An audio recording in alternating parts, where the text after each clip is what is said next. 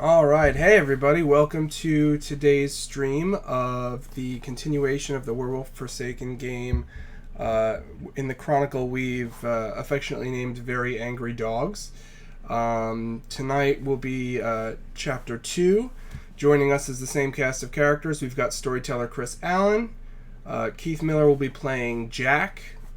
Pete Golochevsky is going to be playing Johnny Galloway, and I will be playing Thornbreaker. Chris, why don't you go ahead and give a little recap about how Chapter 1 went?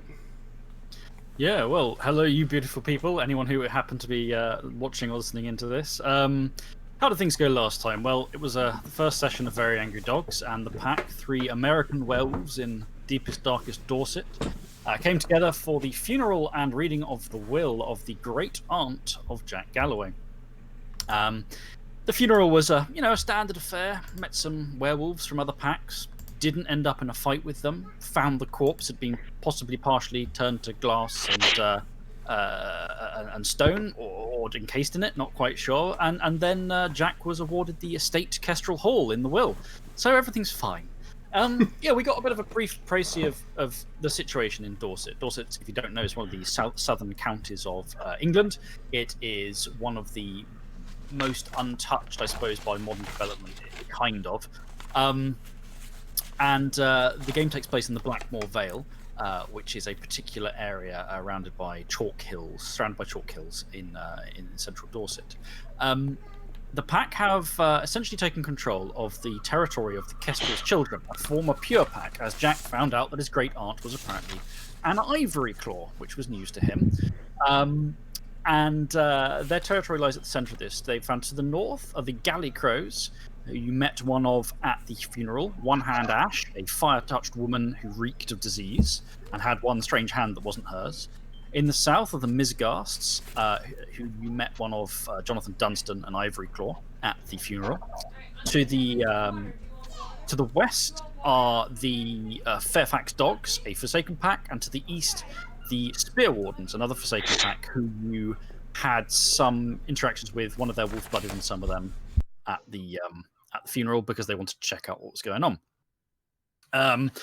You also at the funeral ran into into Fafana, a spirit, a white spirit of chalky stone, possibly water, unclear, who apparently is going to be coming to claim something that it is due from the Great Aunt's estate.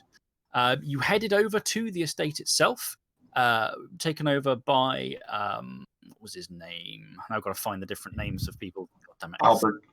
Albert, yes, Albert Brunswick, who used to basically do a lot of maintenance for Great Aunt Clarice on the Gleesham estate, but appears to be otherwise a normal human being.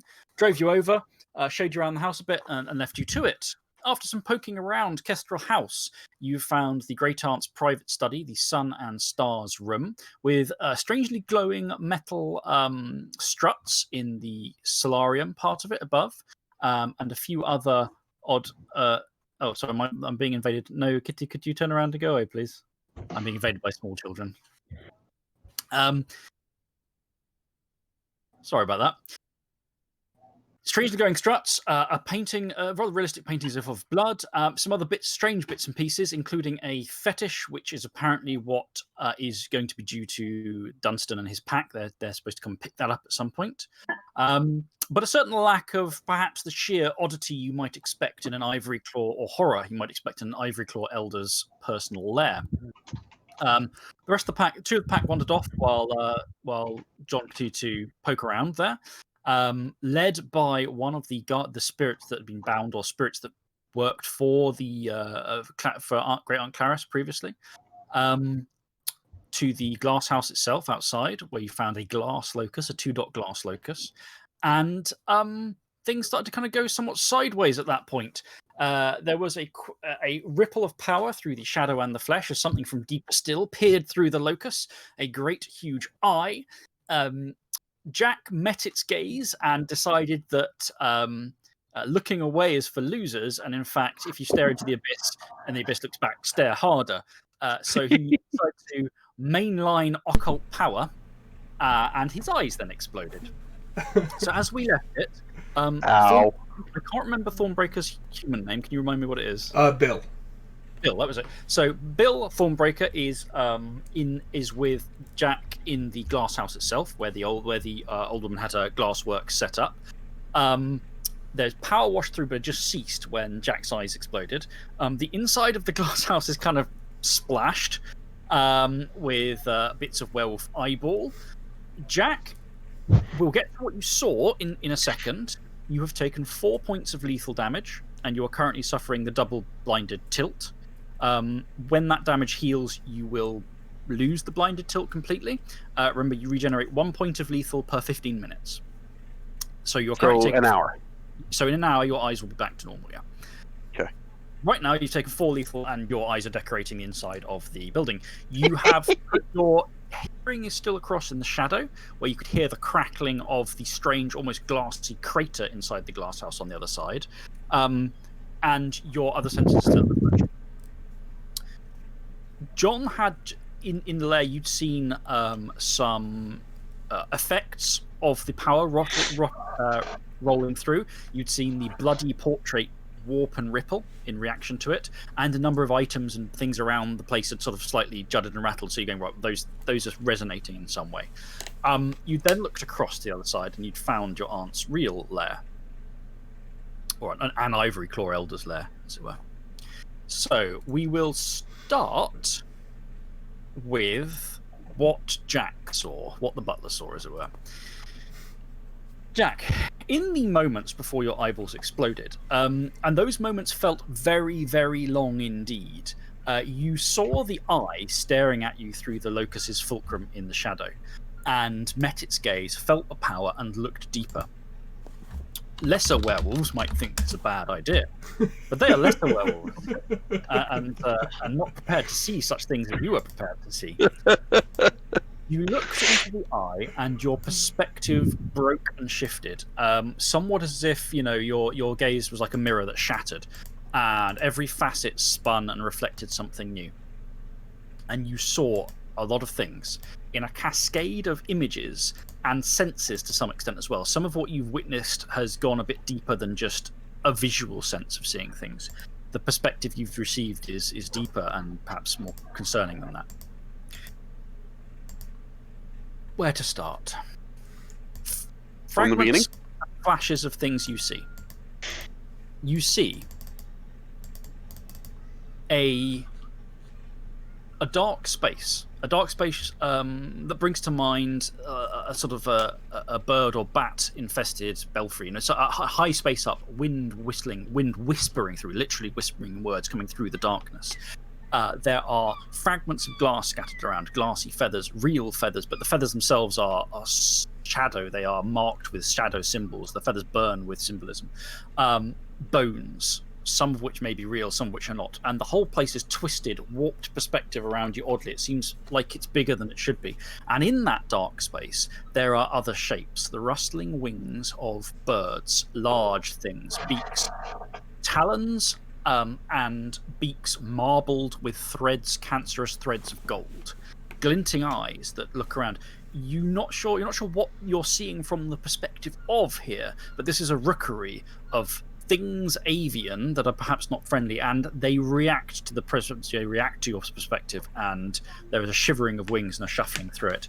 And then below you rings with a clamour, a bell, not the feeble echoes of a physical bell, a flesh bell of metal, but something deeper and far more powerful hammers beneath you, and that sort of shatters that illusion. At the same time, you are seeing another dark space, this one lit with shafts of light suggesting not being high up, but rather down below, as if light is cascading in through small holes from above. Around you are stones, old stones, large stones set.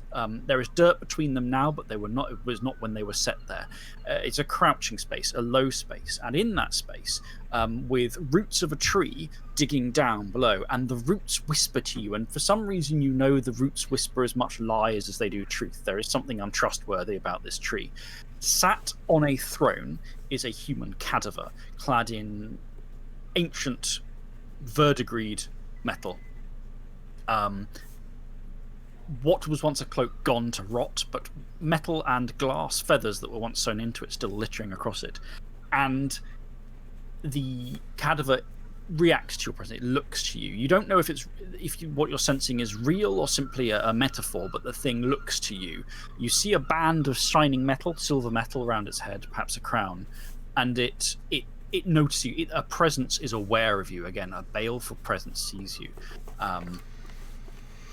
and it, as if you get the sense as if it is to say something to you, as if it's about to acknowledge your presence with words, but nothing ever comes. No words ever come, and nonetheless, you get the feeling it wants to reach out to you in some way. But then that image is gone with the lies of the whispered through the tree roots. You are seeing from above now. You are hurtling down at terrifying speed. The clouds break around you. Below you is a shape of landscape, and you get the vague impression what little fragment of your humanish mind is still in there screaming, going, I want to get off this ride, as the pain is rising in your eyeballs, is where there's something about the shape of the landscape here reminds you of the shape you've seen on the map of the Blackmoor Vale, but the landscape looks completely different. The landscape is simply strewn with trees. There are breaks among the trees, a few gaps of grass and meadow, but nothing to suggest modern agriculture, nothing to suggest much of anything apart from a few spots of fire down in there and here and there. But is that fire like fire? Is that fire chunks of yourself screaming down a flame? Because that appears to be what's going on. You are coming down in a cataclysmic fall from the sky, bits pirouetting away, ablaze, heat crashing up towards you, and this you get the impression is almost the focus of what the eye shows you, the central vision around which these other fragments happen. These are happening as you are crashing to Earth, and the end of the vision is impact. Okay, and you're pretty sure it's where you are physically standing now. Okay, I was gonna say, can I see where? Am I able to see where the different impacts were, or just the one that I was? You can't really. You're getting flickering of those lesser impacts, but you are pretty sure you feel certain in your bones that the place this thing hits is roughly where you are standing. Obviously, no meteoric explosions happen, so it isn't happening now. But that is the central thing crashing down. There is more. There is a cascade patchwork you see flickering around of literally a patchwork, a torn shadow landscape of different stones, as if you're seeing it stripped bare of other things now. And the stones, the different bands of stone, war and grind and crush against one another in a strange mutual conflict. You see a flickering, snapshots of perspectives. Modern perspectives right now, you are seeing in people's houses, someone walking past in the dark corridor. You're seeing in an office some people talking at a desk at the computer. You're not quite sure what the source of the perspective is, but you're getting this flick, flick, flick, flick, flick. And as you do, you flick through those, and of them, you see many. You get the impression it's probably local, but you're seeing these brief fragments. One stands out in particular because they react. Everyone else, the people, pay no attention to your apparent perspective point of view, but it is when it flicks to an office, a very nicely upholstered office, looks quite old, probably early 1900s, but then now modernized. There are plaques and plates on the wall. It looks like a professional's place. There's lots of stuff on the wall with someone's certificates and things. And sitting at a desk is a man. A man who looks quite old, probably late 30s, very well, quite formally dressed. Again, you think maybe like lawyer or professional or something. And when you flick through that, he looks up at the perspective, and you see the sort of the reactive pull of the teeth. It's a very werewolf reaction to an intrusion, and then it snaps away again. Am I able to make out the name on any of the placards? Give me a perception check. With a -3 penalty because you are in a hallucinatory vision and your eyeballs are in the process. And that's wits and composure? Wits plus composure. Plus, you're in direwolf form, aren't you? Or you're in human form? No, it was Bill was in direwolf form, wasn't he? Yes. You were in Dalu, I think. I think I switched also. I don't recall. If you're inertial as well, then I think it's +3 to perception check. So actually, the exploding eyeballs just negates that. Yes. Roll. 58, 5d10. I gotta remember the formula. Give me 1 second here, guys. I apologize.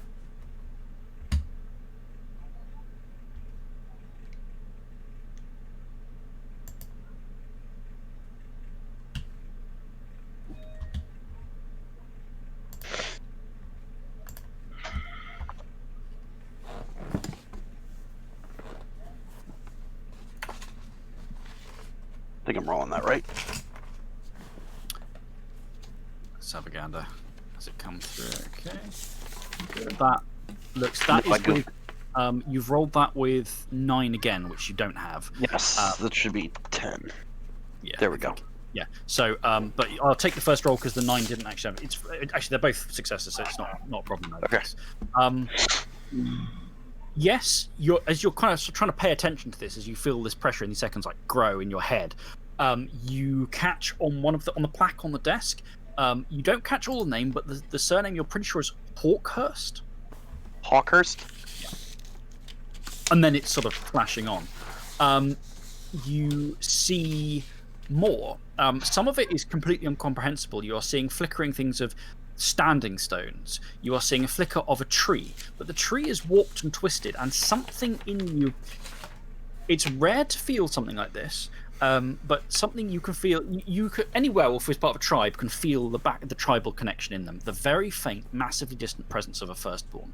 If you're part of a tribe, you know the firstborn is real, even if you've never met them. It's there in your head, and that connection reacts when you see this tree. For you, your Imminir Stormlord connection reacts. The tree is huge and twisted. Its roots look almost fleshy, and from its boughs hang like human heads. And then that's gone. Then you see 2 final visions.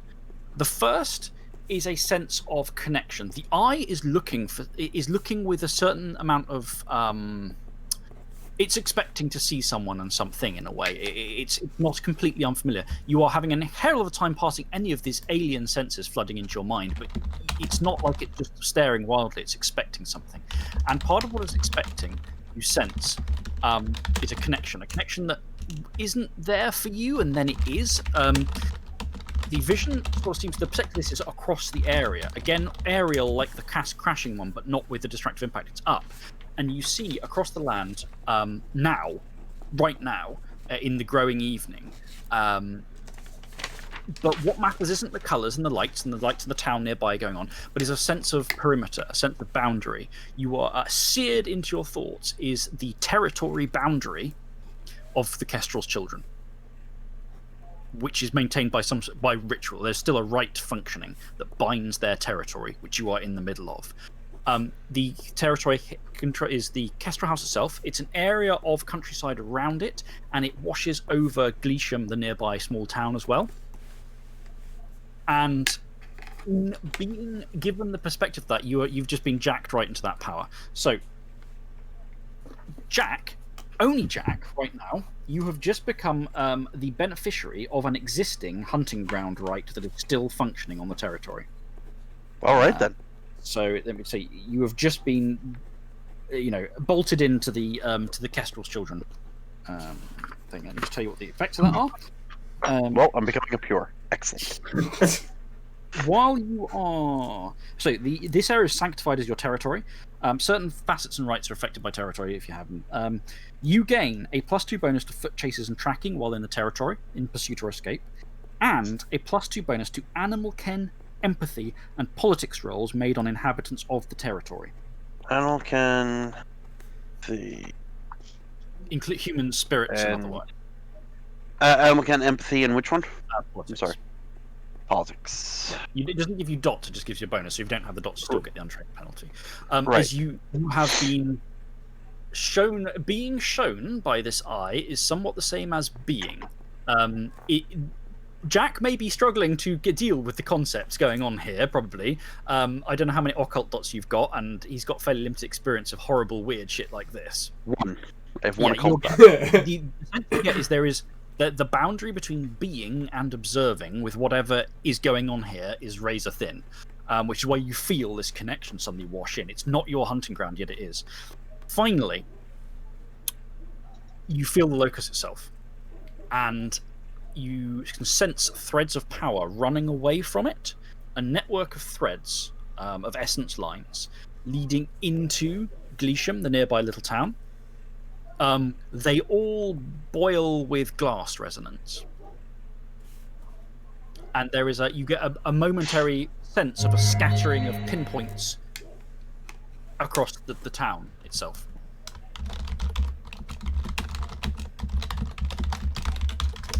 A sense of reflecting light, reflecting power, a connection. The locus is the keystone here, but it's being connected, it's being amplified. Something's amplifying the locus itself. And the sense, the presence of the eye pushing through it isn't natural, it isn't normal, it isn't usually a thing. But something, the power coming in there is thinning it, and then your eyeballs explode, and everything is, pain, and the other issues have been forgotten. Over to John, and we'll sort of get things both going. You are now seeing into the shadow lair of an Ivory Claw Elder. It's not a pretty place. It's a strange warped mirror of the Sun and Stars room. Above you, the glass dome is like a bulbous tumor. It doesn't look properly constructed, more like it's grown. The threads of metal, woven threads of metal, are still glowing. In fact, the whole place is glowing with this sickly greenish light, and there's a slight shimmering to the air that isn't from the gauntlet, which is very thin here anyway. The lower parts of the room there are impressions in places of the real room, like the racks of books in places have become book-like things. They look more like hide and skin and flesh with shadow sigils on them, but and less like they're placed there as books, but more like they've simply budded out and grown in that way as a reflection. But there are some very different parts as well. There is the entrance to this place in the shadow is, like lobster pots and things like that, which have spikes going inwards, so you can get in the trap, but you can't get out. Yeah, there's like that with glassy kind of almost needles around the doorway leading. There is a door, but beyond it, it's a throat-like shape, organic throat of stone from which the glass-like needles are pointing. So if you get in, getting out again might not be so easy. These seem to be splashed quite extensively with dried, probably blood.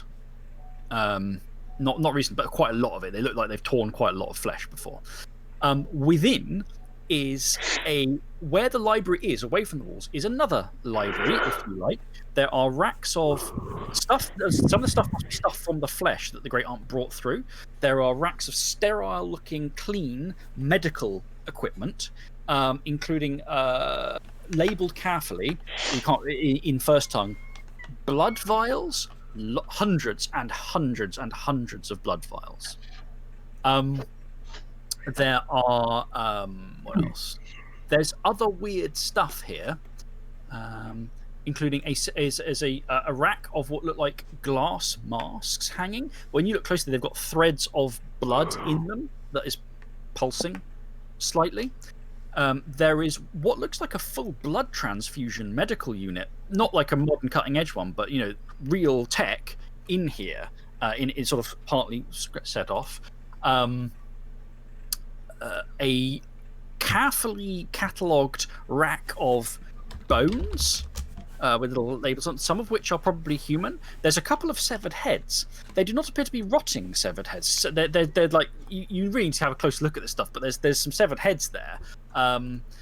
There's all sorts of weird stuff packed into this place, and at the center of it is essentially a big heap of animal skins, sort of furs, in a bed-like kind of like just piled up, and it looks like someone has slept on that quite a lot.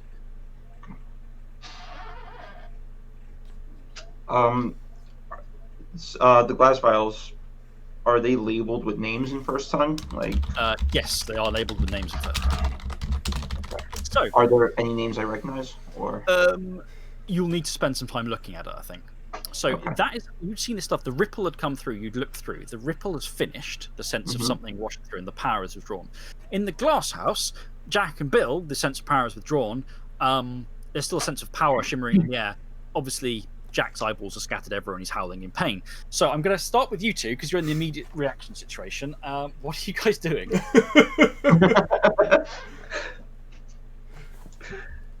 I think you're muted there, Keith.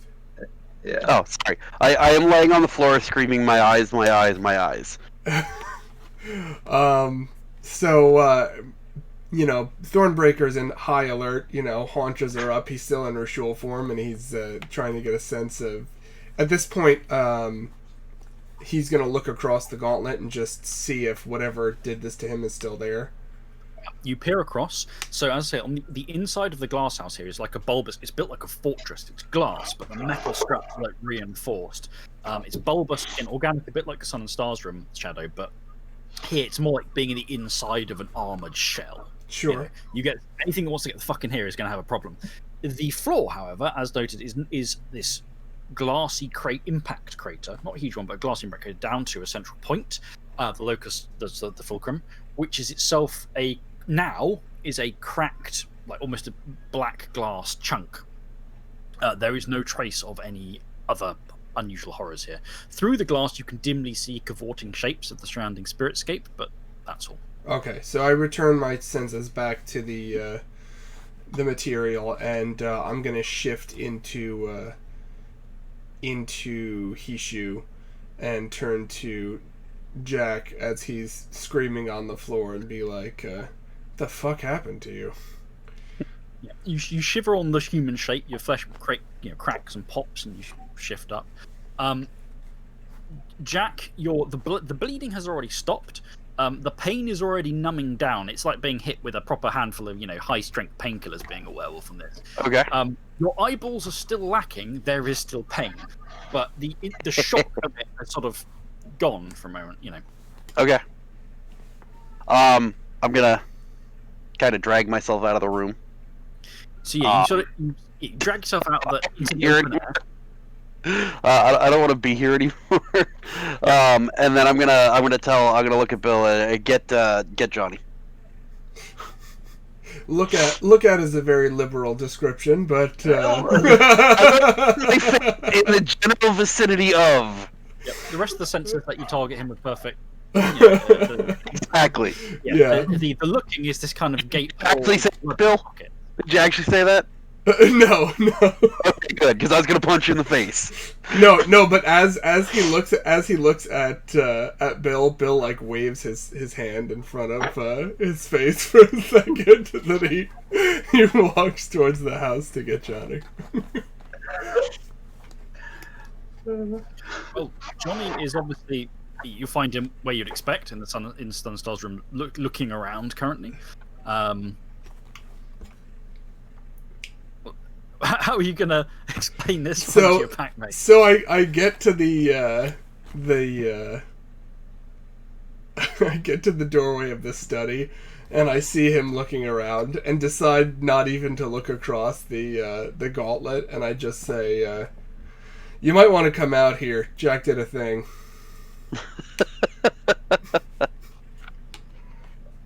Why am I not surprised? Hold on. I have a theory I want to test out. Chris, really quick, the painting, you said it's blood. In the spiritual side, what's in place of the painting? Nothing. There's no spiritual reflect. Really quickly, I just want to, pick up, a tchotchke she has or something, and just toss it at the painting and see what happens. So you throw something at it. Obviously, Bill, you see your packmate looking suspiciously at this painting. Sure. Just throw a random thing at it. It just bounces off. There's no spray of blood or anything. Any movement to the blood seems to have stopped with the aftermath. The shape, whatever spiritual power set it off, is diffused. So it just bounces off with no effect. Bill says, fuck around, no problem. I'm sure Jack's eyes are gonna grow back in no time. Get down there in 2 minutes, or I'm gonna kick your ass. And I turn and I just leave, walk down the hallway. I'm sure his eyes will regrow in no time. I shift my gaze back into the physical, and I follow after Bill. Yeah. Well, the scene is as you expect. It's the glassworkers' workshop in the glass house. From the outside, you can see the delicate patterning now added to the glass in a spray. and blood. It's very artistic. And your packmate is there with 2 gaping bloody eye sockets on the lawn, basically by it. Rather, the lawn hasn't been kept very well, so it's a bit rough and ready. But perhaps the bigger issue is the werewolf with no eyes. I look at the artwork that Jack created. What is this? A Jackson Pollock painting? Who? Never mind. Whatever. I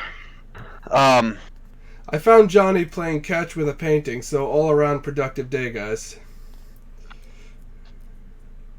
Listen, her study's a really creepy place. That's all I have to say. No, I thought the painting might serve as a portal of some sorts, but that obviously was not a thing. Speaking of portals. Beautiful segue, asshole. So, don't look at the locus. That's rule number 1. Just don't look. Bad. Alright? Eyeballs popping. Bad shit. I already did. My eyeballs didn't pop, so maybe you did it wrong. Open your mouth again, and I'm going to close it for you. He reaches down and helps Jack to his feet. Like I said, open your mouth again, I'll close it for you. But thank you. Anyway. Whatever it is not from here. And there's more than one of them. But I have no idea where the other ones are. However, there is somebody in town, right? Yeah, I think so. Who is most likely either another one of us or wolf-blooded. I only got a quick glimpse of the name Hawkhurst, but definitely a professional of some kind. So we'll have to look into that. Now, Chris, just a side note, with the dark space that was up, the dark space that was below, could I tell where those were in relation to where I am, or not really? Not in the area, connected via the land somehow. Thinking over it a bit, the closest thing you can get your mind is giving you as like a link is the aftershocks of that impact, and as far as they went, it must lie within that. That's really the convulsions of the earth and the earth felt. So you're not sure exactly where. I mean, the up space appeared to be directly above a bell of some sort, but was almost certainly in the shadow. So the down space appeared to be in the flesh. Okay, so the with the root, the place with the tree roots was in the real, and the place with the bird aviary type thing was in the shadow or the spirit, as far as I could tell. Okay, and it was within Johnny, you're pretty good with research and crap, right? No, I flunked out of school. Useless. Bill, you any good at researching things? Let me actually check. So, Bill is now researching if he's good at researching. I only have a 1 dot in investigation, so I'm assuming I'm not very good at it, but I can do it. Yeah, it's better than not having any dots, isn't it? Oh, I was reading it. I thought you meant academics. I can investigate stuff. Yeah, there's a bit of overlap between the two depending on what you're trying to do. So academics is certainly key for some research, investigation for sort of putting pictures together and assembling dots and basically, Chris, I'm gonna kind of go down this theory of, it was a meteor-like fall to what felt like the real. So I'm assuming there was some sort of, even if it was in the shadow, something with that kind of impact, I'm thinking would have an effect on the real. So an earthquake, a meteor strike, something of that effect here. To see when that was, and to see if it was recent enough that humans would know about how far out it would have gone, and if not, if we can tell just by the impact type if they have any theories on how far that was, so we can maybe get an idea of where to search to find these or get more information, whether it's something that we need to look into or avoid. Either way, those two locations.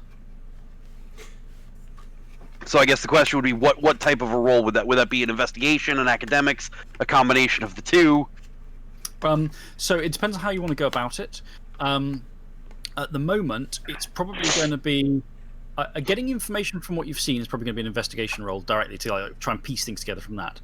Academics role to do the research on then trying to do like go away and look at databases, find out who might know stuff, and kind of put together the wider picture. Okay. I've got 1 dot in each, so. I mean, gentlemen, I was. this is going to be on hold until I get my eyes back because you're useless. Is that what you're about to tell me?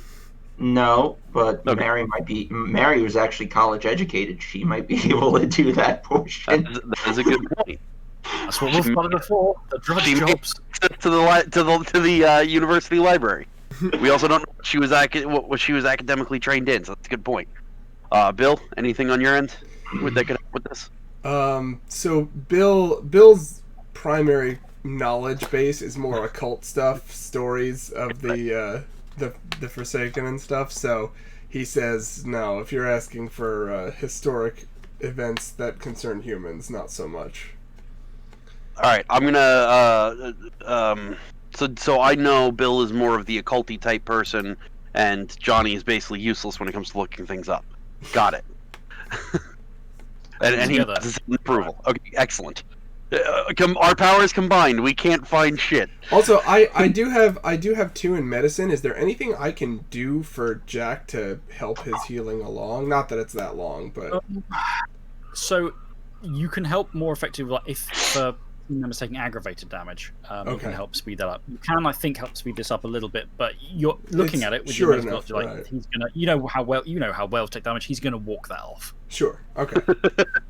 Walk it off. It's good. It's good for me to sort of keep in mind that I have that capability. Yeah. If people are very badly injured, then it's worth looking at that kind of thing to try and just speed up the healing a little bit. Cahill of Men's very badly injured for a werewolf is a bit different for everyone else. Sure. Right. So I'm gonna give Bill, an account of the tree. Basically, Bill, I'm actually he's tapping his head. I saw a tree. In the tree there were heads. I don't remember if it was skulls or fully formed heads. That's a little fuzzy. But I got a feeling that crap. Hold on a second. I forgot the name of the firstborn that we follow. Winterwolf. Winterwolf. It was distinct. Just I guess I should go back and clarify. It was a distinct feeling of Winterwolf being nearby. Or Winterwolf, your bond reacted to seeing. Okay. It's less that Winterwolf's nearby and more that like the bond the werewolf, the firstborn connection kind of twitched in reaction to it. It's meaningful in some way to your tribal firstborn. That meaningful doesn't necessarily mean it's like something that your tribal firstborn knows anything about, but for instance, it might mean that it's a powerful claimed, which is the kind of thing that Winterwolf would be like, go kick the shit out of that. Or it might be something else meaningful to its history or the tribal history. But whatever it is, it's important to my tribe in particular. Yeah. Can I make an intelligence plus occult roll to try to piece together what this might be? Yes, you can. And can I make a wits and occult roll? Well, I was going to say for you, you've seen quite a few severed heads in your great aunt's lair. Yeah. Some of which you're thinking about what they were. The ones you saw, there were some skulls in the bone rack, but there were these severed heads that were just severed heads. If you go back and have a look at those, there might be have a closer look at the severed heads. There might be more to say. I was like, should I roll a wits and occult also, just to see if I happen to know anything? I know Bill's better at it, but you can roll if you want. My great auntie had a few severed heads on collection in her study. I'm gonna go take a closer look at them. Okay, so that was nothing from Bill there. No successes. It didn't. Oh yeah. We can just count it that way. Yeah, no successes. Yeah, no successes. I got one. Yeah. Okay. So Bill's racking his head. Thornbreaker's racking his heads over it, and I think you're sort of thinking to almost high-end stuff. Does this connect to any great myth? And you can't think of anything it connects to. Whereas thinking at perhaps more base level, perhaps inspired by your eyes exploding and the anger stirred thereof and the pain, the tree seemed a twisted fusion. You're not sure if it seemed to be very real, which means it's a fusion of things, and fusions of stuff with werewolves usually mean claimed. Okay. You think I think the tree was real. You think the tree may be acclaimed. You've never seen a claimed like that before, but you think it may be claimed. And it may or may not have something to do with the space underneath, which could have to do with whatever's claiming the tree. Right? Because so with the size of the tree, right? Does that kind of equate to the size of the area underneath that I saw also? Not really. The tree is large. It's big. You get sort of bloated. You know, it's weird to think about a tree that way, but it almost looks like its bark was almost splitting with its size. The space beneath was really cramped. You get the impression of really being, not a lot of space to stand up in. And the roots that were coming down, again, no, they didn't really equate to a tree of that size. Okay. All right, so those two I don't believe are connected. Can I make a intelligence and occult roll or a wits and occult roll, Chris? Yep, sure. Just to figure something out about the tree, or yeah, particular? Yeah, just try to figure something out. Would it be wits or intelligence? Whichever you'd prefer in this case. I prefer wits. 3 successes. Okay, 3 successes. The tree, from the description, it sounds like what he's putting together. It sounds like the heads were hanging like fruit from the branches. If it's acclaimed, as Jack suggests, then it's physically somewhere.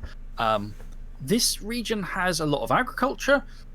It sounds, like a twisted version of an orchard tree. You don't necessarily know, you haven't really checked up and stuff. There's a lot of stuff going on in this area, both culturally and folklore, with trees, with orchards, with things like that as well. There's reasonably good odds. If it's in the physical, then somebody's got to be fucking hiding it somewhere.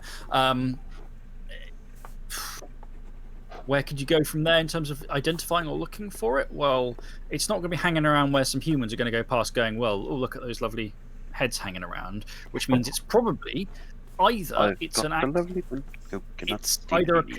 is in control, it's acclaimed, or it is being tended by people who are not going to who are not going to run away screaming.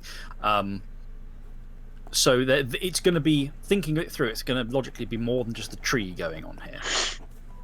If someone is hiding a giant bloated tree with human heads on it in the area, it might be part of an orchard.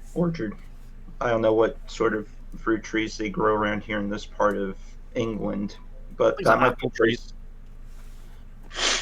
Might be apple trees. It might be a place to start looking. It's not going to be insanely obvious or where people usually tend to tread. So someone's got to be actively hiding it. What that is, it could be humans. Humans, they'll set up a cult for anything. So, or it could be wolf-blooded. Great auntie had a whole bunch of severed heads in her study in the shadow, and they weren't rotting. It looked like human heads. So maybe it's related. The heads on the tree, Chris, were they rotting or were they like normal heads? Now you think about it, they weren't normal. Obviously. They looked like human heads in various stages of almost decay. A lot of them were intact and not rotting. A few were looking like, an apple starts to go around the edges. But they were all distorted. They were twisted weirdly. Like they were all, the heads just not quite the right shape, bent slightly or bulging in places, or you wouldn't pick it up and go, oh, that's a perfectly normal healthy human head. Right. So did it kind of look like the thing that some of it may have been picked already, and these are maybe the ones that were no good and left behind? Unsure whether they're no good ones, but yes, it's now you think about it, there were certainly spaces on the branches as if things had been torn off. Did it look like any of the heads had glass infused? I ask Jack. Not No, not that I recall. Huh. Might just be a future part of her experiments. I think, and this is just a theory, everything I saw was within vicinity of what was the Kestrel's children's territory. Is that a fair estimate, Chris, from the description? Yeah. Okay. Yeah, maybe not all right within it, but definitely the local Right, area. the vicinity, right. When I can see again, I'm going to draw a map so that we kind of have an idea. We'll go just check out the area of what the Kestrel children had as territory. Because all of this was within the general vicinity of the territory. Or at least that's what I'm thinking.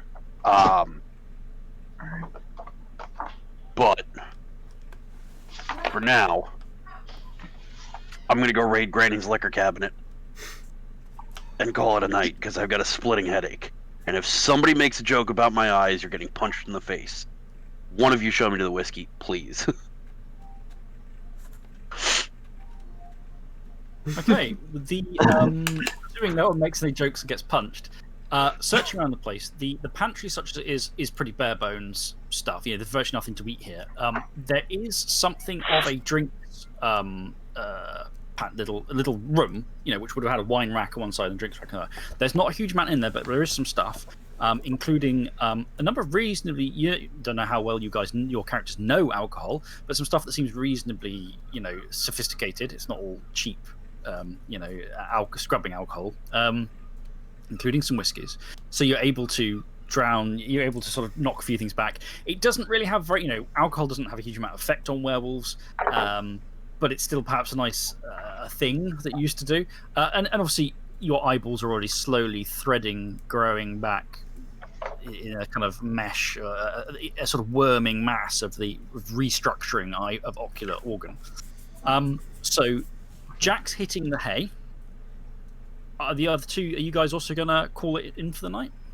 I just want to. I'm going to go back to the study. And in the study, I want to shift into Urhan form. Yep. Because I want to hone my senses as much as I can right now. Yeah. So the first thing, and then I'm going to force my senses over the gauntlet, specifically vision and smell.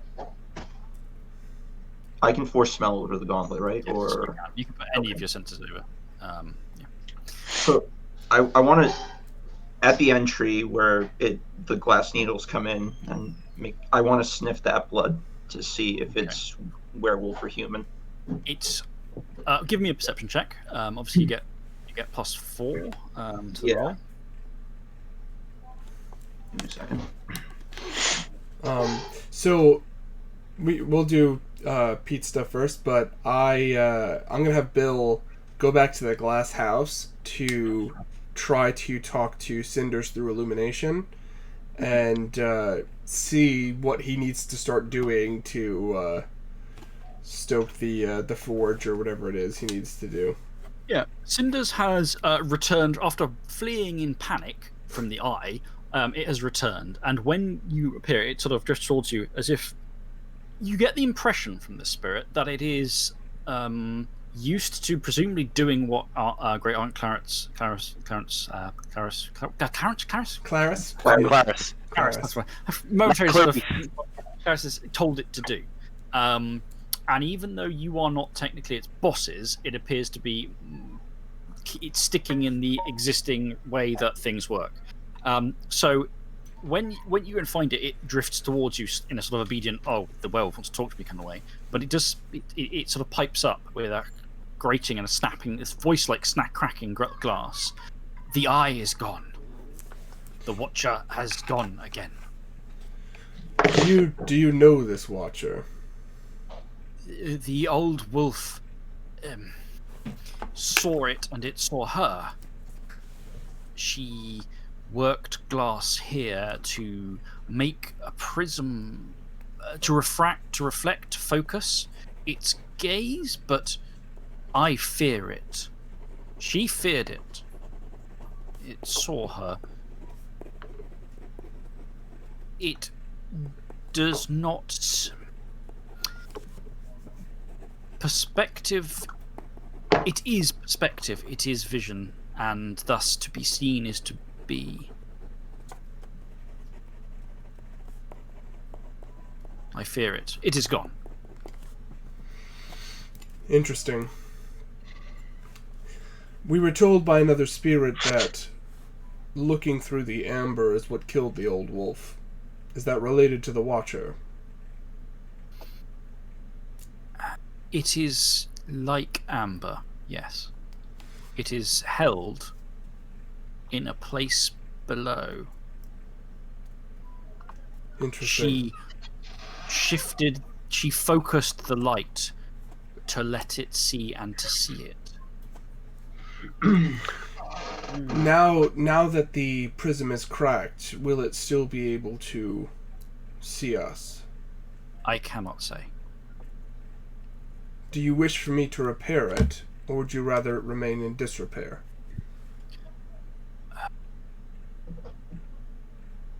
It seems to struggle with the question. I have no desire of it. Out of character, Chris, has the cracking of the prism affected the locus in any way? The locus appears to be fine. You heard a snap below the concrete slab that was the paving slab that apparently the thing under. But you haven't picked that up to look at it, and the locus still appears to be fine and functional. Okay.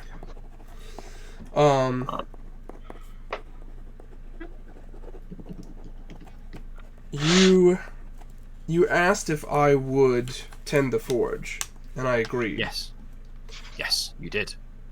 You will tend the forge. I will tend the... Seems quite excited. Yes, I will tend the forge. I will need some guidance from you.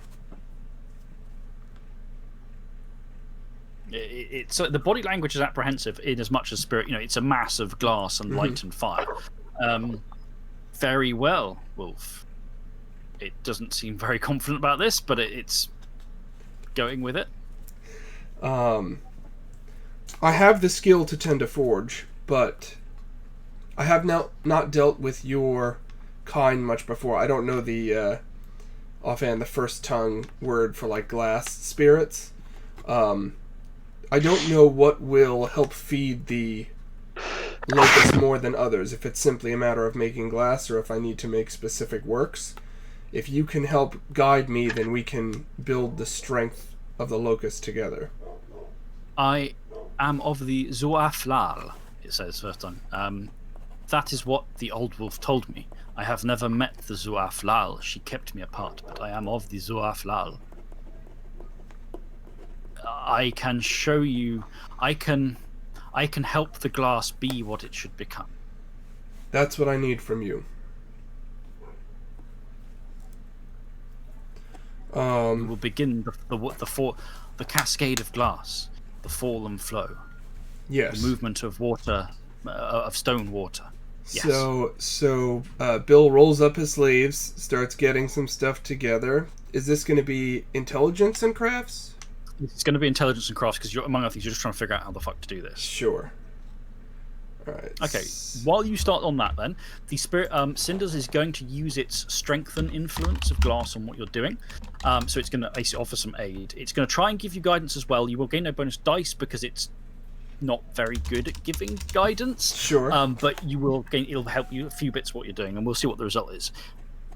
Johnny, who've gone back up to the sun and stars room, and you're peering through. So how did your perception check come out? 2 successes. 2 successes. Okay. Take a deep breath of that shadow. Yes, that is werewolf blood. More specifically, it is your great aunt's blood all over those. And it's thickly layered. So she's been through it multiple times. Yes, and it is her blood all over the spikes. Okay, so she basically would come in and enforce her way out. That's how she would get out of the room. So much for that theory. Now, with the heads, Can I apply my nowhere to run merit to it? So, can you remember what that does? And there could be a funny interaction here. Any hunter in darkness can track prey. Your character, however, has an instinctive awareness of his prey and the places his prey considers safe. Mhm. Using subtle clues about his prey, like smells, fibers, and tracks, he can identify where the prey hides and recuperates.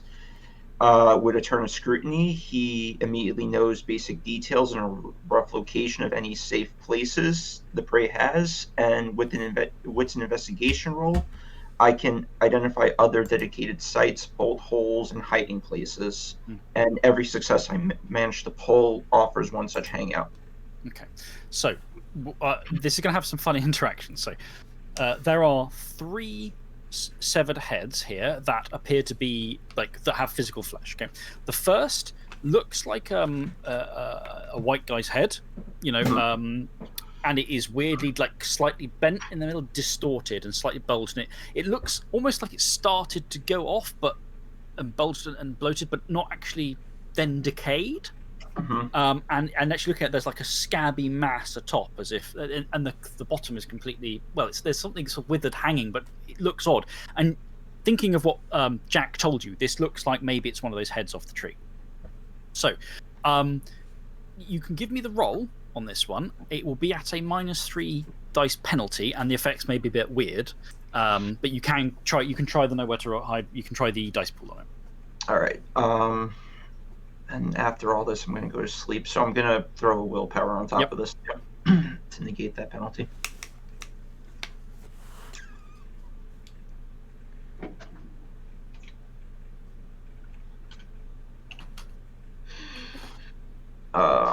And no bonuses because it's wits and investigation. So 2 successes.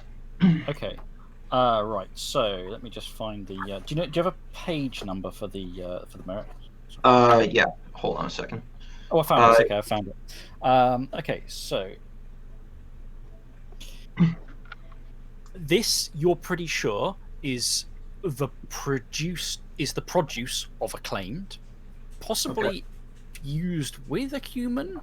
Like, you're not sure if it made the head or if it turned a human into that. So I'm not sure whether it was grown like this or if it was a human that it did something. Yeah. But you get the rough thing. You think this is something along those lines. Safe place. It has no. You get no safe place merit ping. Right.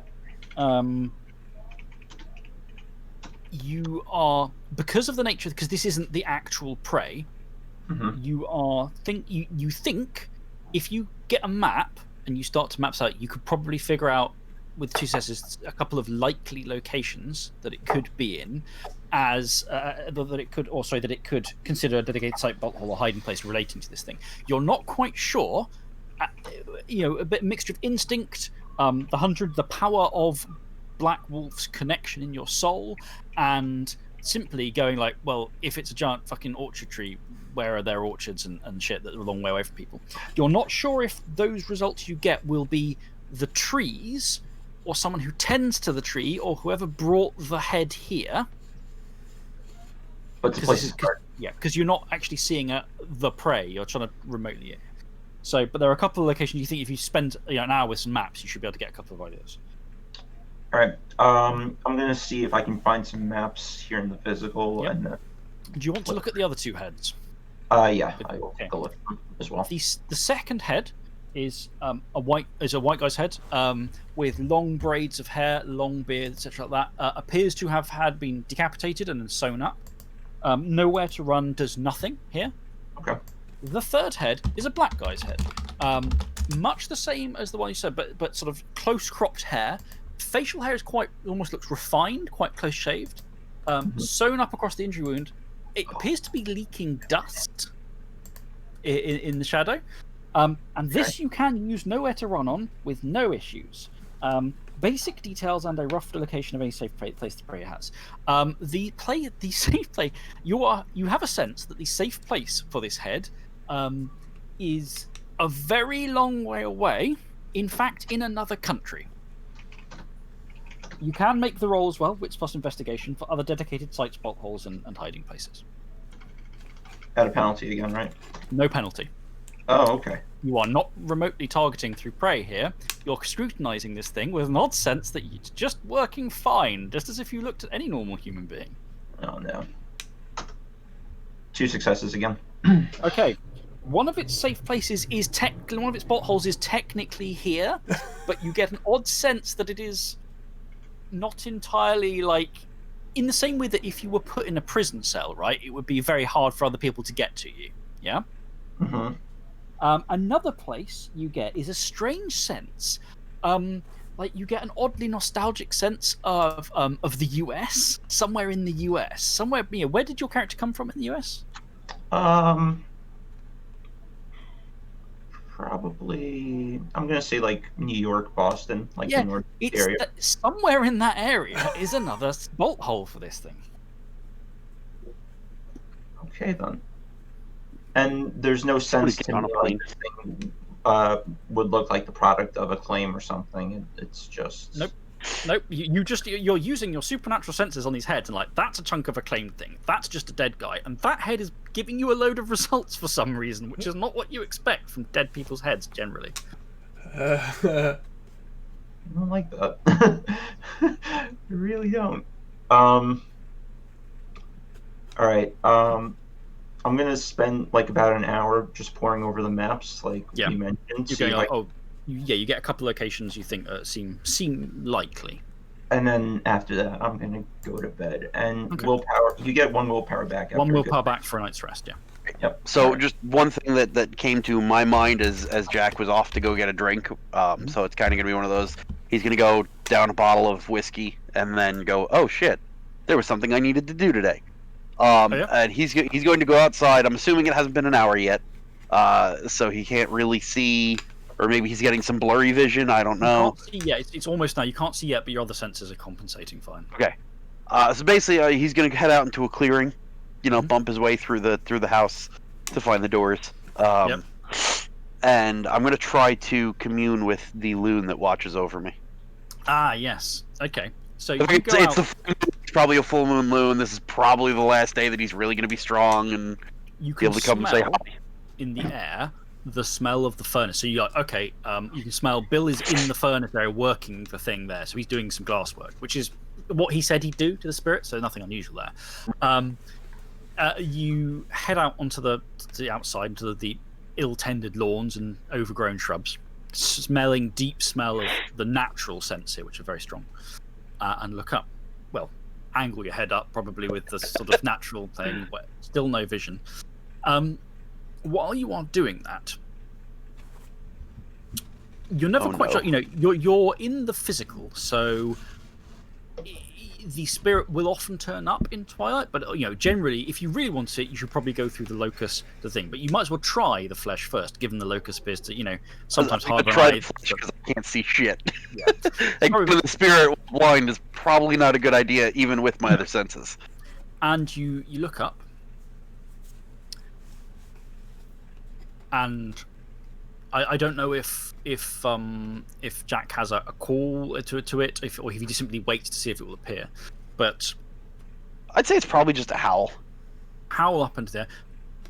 Can I check what your death rate trigger is? Does anyone have the moon and a wolf howling? Oh. I have. That would be the Kenneth triggers. Pack member takes damage. Technically, I took damage. I don't know if that counts. I'm just going to check. Seeing someone attack a pack member and you cause lethal damage to a pack member. Well, it's okay because it's not. It's okay for the Araka because it's not your auspice moon. So you don't death rage if you hear it. So you howl up into the sky, and within a minute or so, there's an answer. As you sense the ripple of something spearing down from the sky. It does not. There is no physical impact because it's in twilight, and you can hear the noise, the unfurling silvery rustle of bladed wings, and the shining presence. There's a sort of almost like a warmth, not quite real, on you, against you, as your touchstone, Aruhiru, and it's rather odd. It's a first tongue Aruhira. You think it's somewhat strange. It's because first tongue names often don't quite pass directly to the words they mean. You think it means shining dog warrior, but it may mean something different. It's Aruhira is a Rahalunim, a lesser war loon. Or as it tells you, it is as it is claimed, it is a war loon in the making. Got it. Its presence implodes into your senses.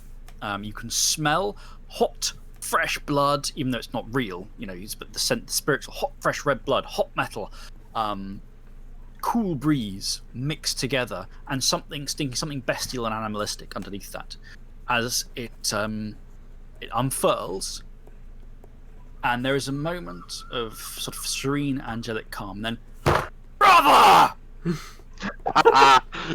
have called me. The stalker hooligan. I was not expecting that. That was me. Yeah. So, wife just took ahead and someone laughed. I'm sorry, I was not expecting that.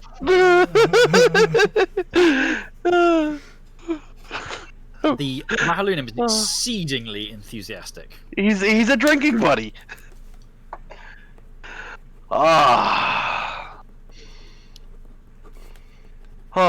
Sorry, I have to compose myself here before I laugh at my touchstone.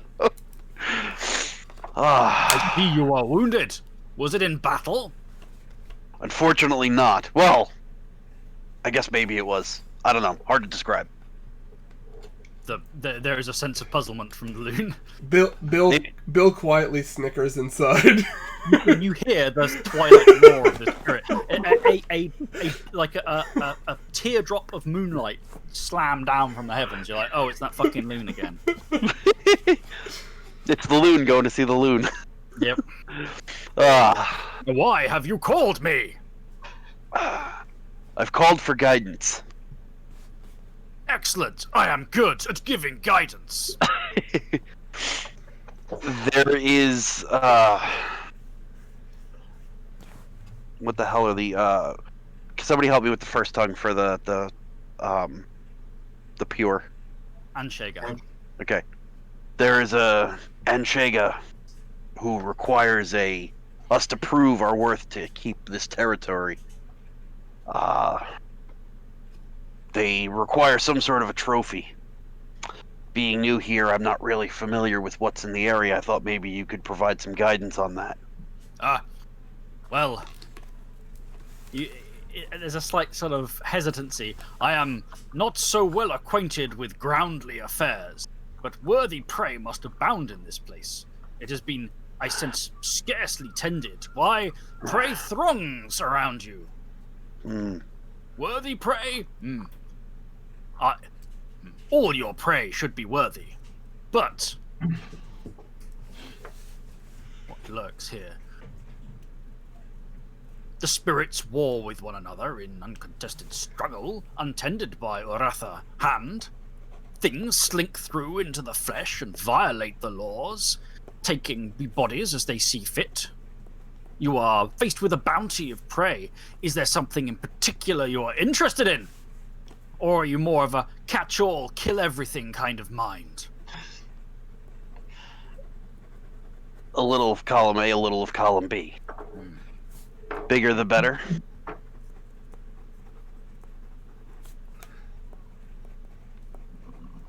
The spirits here have their own order. You will have to tread carefully to navigate through it unharmed, but it is filled with worthy prey. Some have grown fat in their delinquency. Others have grown strong, supported by their hierarchies. If you choose to hunt a spirit, you will not be lacking, but you will have to be mindful of the consequences of who you bring down.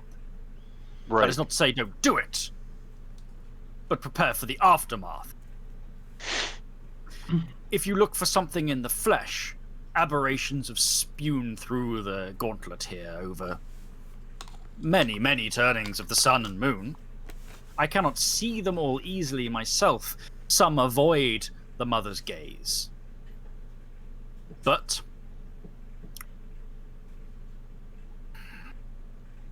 This was once a land of giants, aberrations of flesh and man, and human. Some of those aberrations still lurk in one form or another, even if they are not towering humans. Excellent. I cannot give you much more precision than that because I do not know. Fair. I have a request. Something that I would like you to keep an ear up on. There's something here. Something quite frankly terrifying. That exploded my eyes. And as far as I can tell, it fell from the heavens many, many moons ago. If you hear of anything or think of anything that may relate to that, I would appreciate it. It's again hesitates. Again, you still can't see. You can't pick up on the what body language there is of the spirit. But they're now more hesitant than it used to sound. There is something here, yes, lying beneath. The choirs do not care to go near it, lest it look at them. Well, it looked at me, and I looked back. It has been here for a very long time. I am young, and I do not know the turning of the ages that bind it. But I know it has been here a very long time. So whatever it is, it's bad. I do not know more than that. It is not in my nature to know that. It is not pray neath the full moon. It is something else. And therefore, I have not been entrusted with that understanding. I can petition others to see if they will grant that understanding. But I cannot if you would. dictate it. Now, I look forward to you hunting and destroying your enemies. As do I. Do you have any enemies yet? One. You should probably get more. I'm working on it.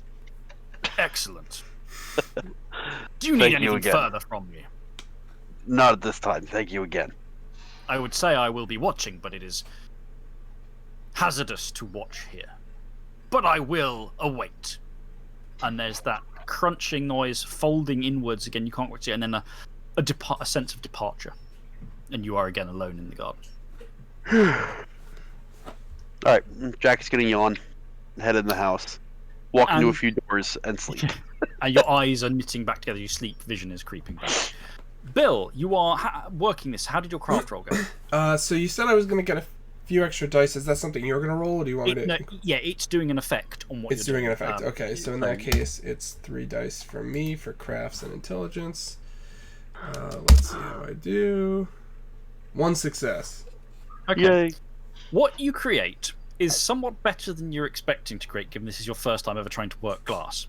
What I mean is, you end up with one of the ceramic, these sort of stone cups, which are sort of mold type thing. You're not even trying fucking glass blowing at this point. Right. It looks like, you know, when you get like a glazed cupcake with some really brilliant, almost a glassy glaze on it. It looks like that. Someone smeared that inside. It doesn't really look like a bowl. It's like, yeah.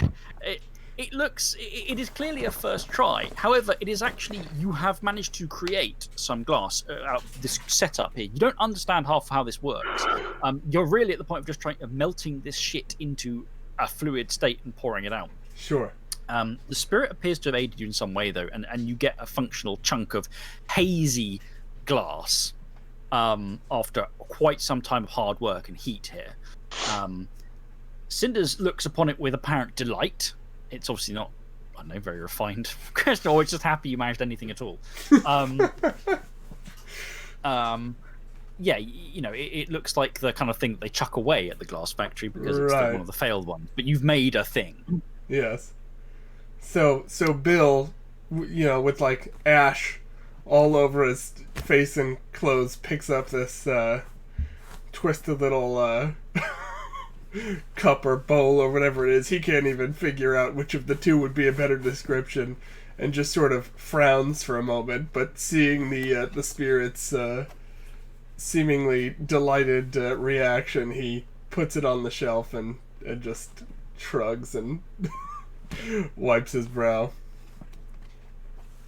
Cinders does not say anything like nice to you about it. It simply mutters quietly and first tongue to itself as it sort of pores over things, and then just hangs in twilight in this place. It sort of turns its attention to the whirling glass shards and says, "May I return to the shadow? It is being here scratches at me." You may, however, I want you to be watchful.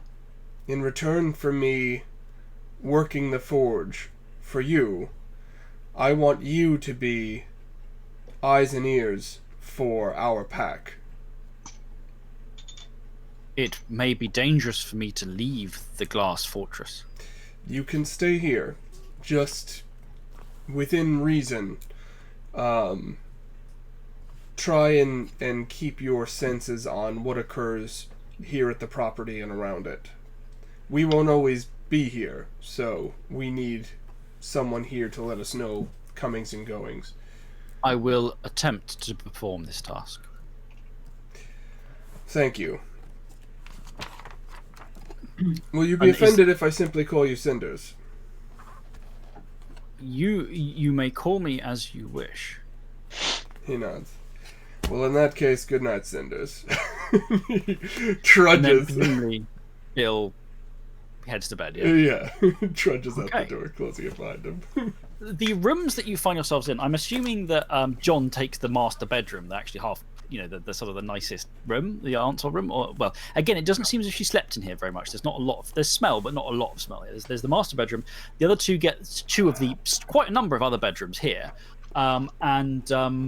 You settle down in slightly dusty smelling, the laundry, the sheets, etc. are clean, have been for some time, but obviously haven't been used for a while, so it's a little bit dusty. You settle down in dark rooms and sleep. So you will get a point of willpower back.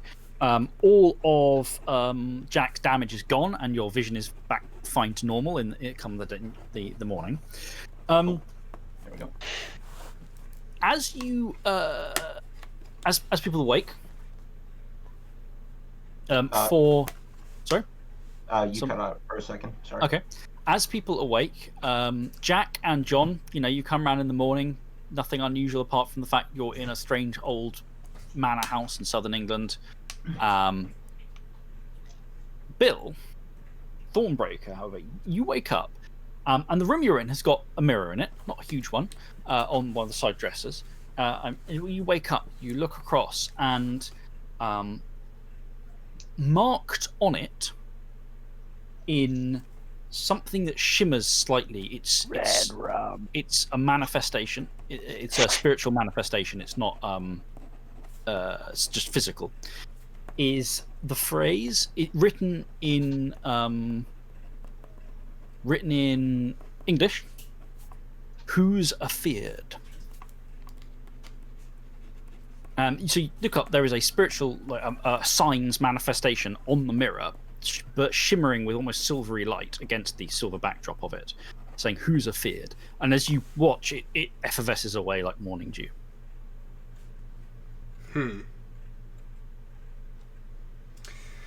What the hell has Johnny gotten us into? Chance for glory. That's what I got you into.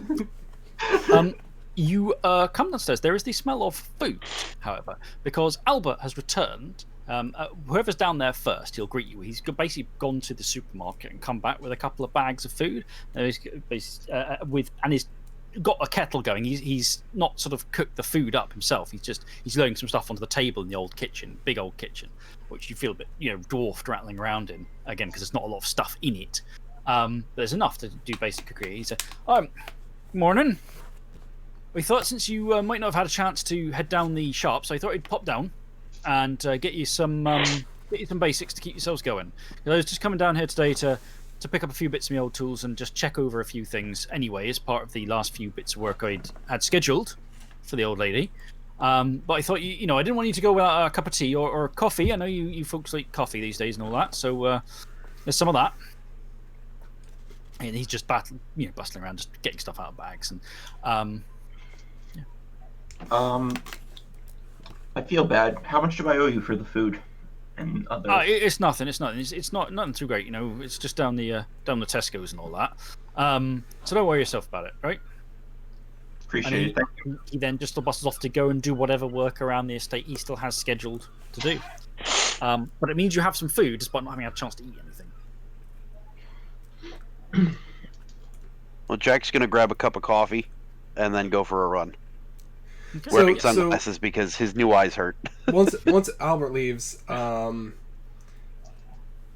Bill does let them know about the spiritual manifestation. Yep.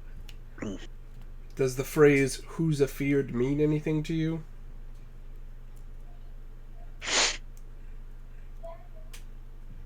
Was that towards Albert or myself? No. We're just three of us are talking. He did it after Albert left. Yeah. For my morning run. Chris, can I make like a wits and occult roll to see if there's like a legend about that particular phrase? So I'm assuming you have like smartphones and stuff, right? So I just did a quick Google search outside of game for who's very quick, and came up with a band whose claim is that they're a West Country band from Dorset. And Jack is literally going to do the same thing because he's a little dumb like I am, and goes, that doesn't mean anything to me. What does Google say? So a quick bit of Googling shows. Firstly, you pick up some stuff like this band, and then you go, like, why is this phrase showing up? It's the county motto of Dorset.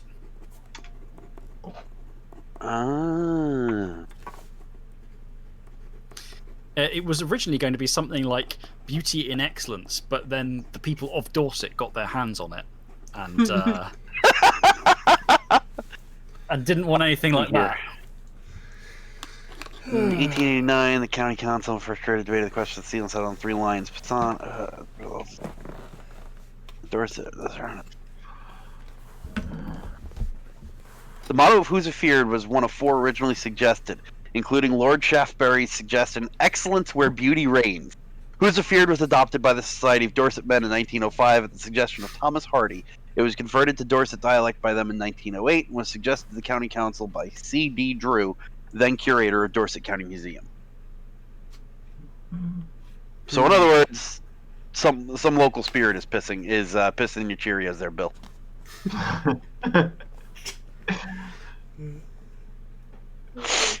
Bill just dourly drinks his coffee.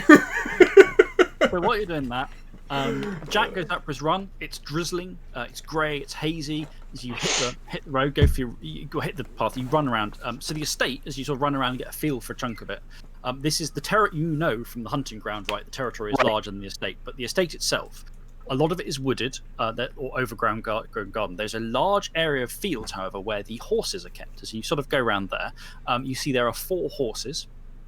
I thought the horses belonged to... They haven't been taken yet, yeah. They will. Gotcha. Yeah. There's a small amount of the stuff where you keep horses, and there are a couple of people down there with the horses at the moment. In fact, you see a couple of people you don't know, but they appear to be one older woman, one very young girl, who appeared to be sorting the stables out and getting the horses out. Not like making off with them, more just they're doing the daily stuff with them. Okay, I'm gonna take a run down there and just introduce myself. Also, give me a wits plus perception check with the +1 because you're human. Yep.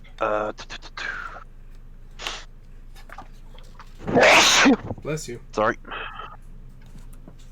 Wits.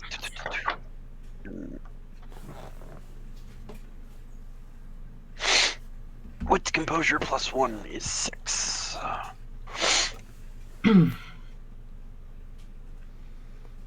3. Okay. So you head down there. A few things become quickly apparent. The 2 women, or the girl and the woman, see you and sort of nod and wave, and the older woman comes over here. It's interesting. Hi, I'm Tara Elva. I'm one of the people who helps with the horse. I understand, obviously, that Clarissa is passed away, but I help with the horses here, and we're preparing them. We know they're being taken away. You know, she's immediately very much, on the offensive apologetically, right? She's trying to explain her presence, like in a kind of as if she's worried that you're going to go, "Who the fuck are you and why are you here?" She's seems almost intimidated by your presence just by default. You're not sure if it's you or just what, but she's People in very. general. She's Right, very okay. like polite and trying to constantly take the edges off any hard bits of conversation to make you feel like you're not upset or which is odd behavior from someone like from 0 to 60 straight up first time you met them before you even really have a chance to say anything. Right. The young girl who is probably 14 she's like smiles and nods and doesn't have the same reticence as the older woman, as Tara. Although, you're someone who doesn't know. She's Jenny Fulton, and you go, that kid's wolf-blooded. Okay. So the little kid is wolf-blooded. The 14-year-old is wolf-blooded. Okay. There is another concerning problem. Even in human form, you can smell like really richly the smell of the horses. Okay. And Jenny is dealing with 2 of the horses, and they are very, very reactive to the wolf-blooded kid. Like she's talking, come along, and they are really reacting to her commands. Natively, or like they're following her, like whatever she says. They're first you think in she's tune to. leading, but then you realise she says something before she does the thing's command. The horses are reacting. That's not the problem. The problem is the other 2 horses. The older one is dealing with those. And Jenny specifically seems to be keeping away from them. You're not sure if consciously or not. The other 2 horses smell wrong. Quite wrong. There is a smell of werewolf about them, of the aunt. They've obviously been in the great aunt's presence a lot. Okay. In fact, you think you could smell her blood lingering on them. And they smell too strong, too meaty, there's too much heat, too much power coming off them. And these 2 horses quickly clock you, which is not what horses are supposed to do. And these 2 horses, powerful, strongly built ones, are looking at you suspiciously, not in the dumb horse kind of way, but in a rather concerning kind of way, given these are big, powerfully built horses. I'd just like to start out by saying, Johnny, your aunt was fucking weird. Yo, you haven't seen her study yet. It was fucking weird. Okay, so it was Jenny and Tara? Yeah. Okay. And then they get on with what they're doing. I'm gonna introduce myself politely. Smile temptingly, disarmingly, that comes off a little aggressive, because that's just who Jack is. Well, what? Look, I'm being honest to the Jack always... Yeah. Jack is always a little... something about him is always just a little aggressive. And the older woman reacts like I don't know how much Jack has run into people who have suffered bad shit, but the woman reacts like from the aggressive side, like she is even more overdrive of what she's trying to do. She's trying to avoid getting hurt. So when I say aggressive, like Jack is very in tune with the fact that he's a hunter. Yeah, he's a hunter and he's a killing machine. So it's that kind of like where when somebody who like when you get when the bouncer smiles at you, just saying hi, and you get the kind of uneasy like he's gonna kick my ass and throw me out anyway type thing. It's hitting the older woman really, notice really hard. She's got fucking issues of some sort. She is really not. This is not. You're used to people going, "Huh, he's a bit intimidating." Not like she's reacting like someone who's worried. Not necessarily that you are gonna. She's obviously been. Suffered some stuff, and the Jenny is more like, yeah, this guy's a bit weird, isn't he? I'm gonna get on with what I'm doing. Not actually otherwise that worried. Okay, so can I give a closer if I move up to the 2 horses that were just wrong? Mm-hmm. Can I give maybe a closer I'll pet them? Maybe quote unquote inspect them like Jack knows what he's doing, but is actually just trying to get a closer look. Tara's working on on one of them, and you move towards the other, and it turns slightly to face you as you approach. And this is like what? I'm gonna stare at them. You've run a gamut of really weird shit, and not the most recent of which was your eyeballs exploding. But you've seen some odd stuff before then as a Storm Lord. You know what to look out for. The horse tilts. And it speaks to you, but not from its mouth.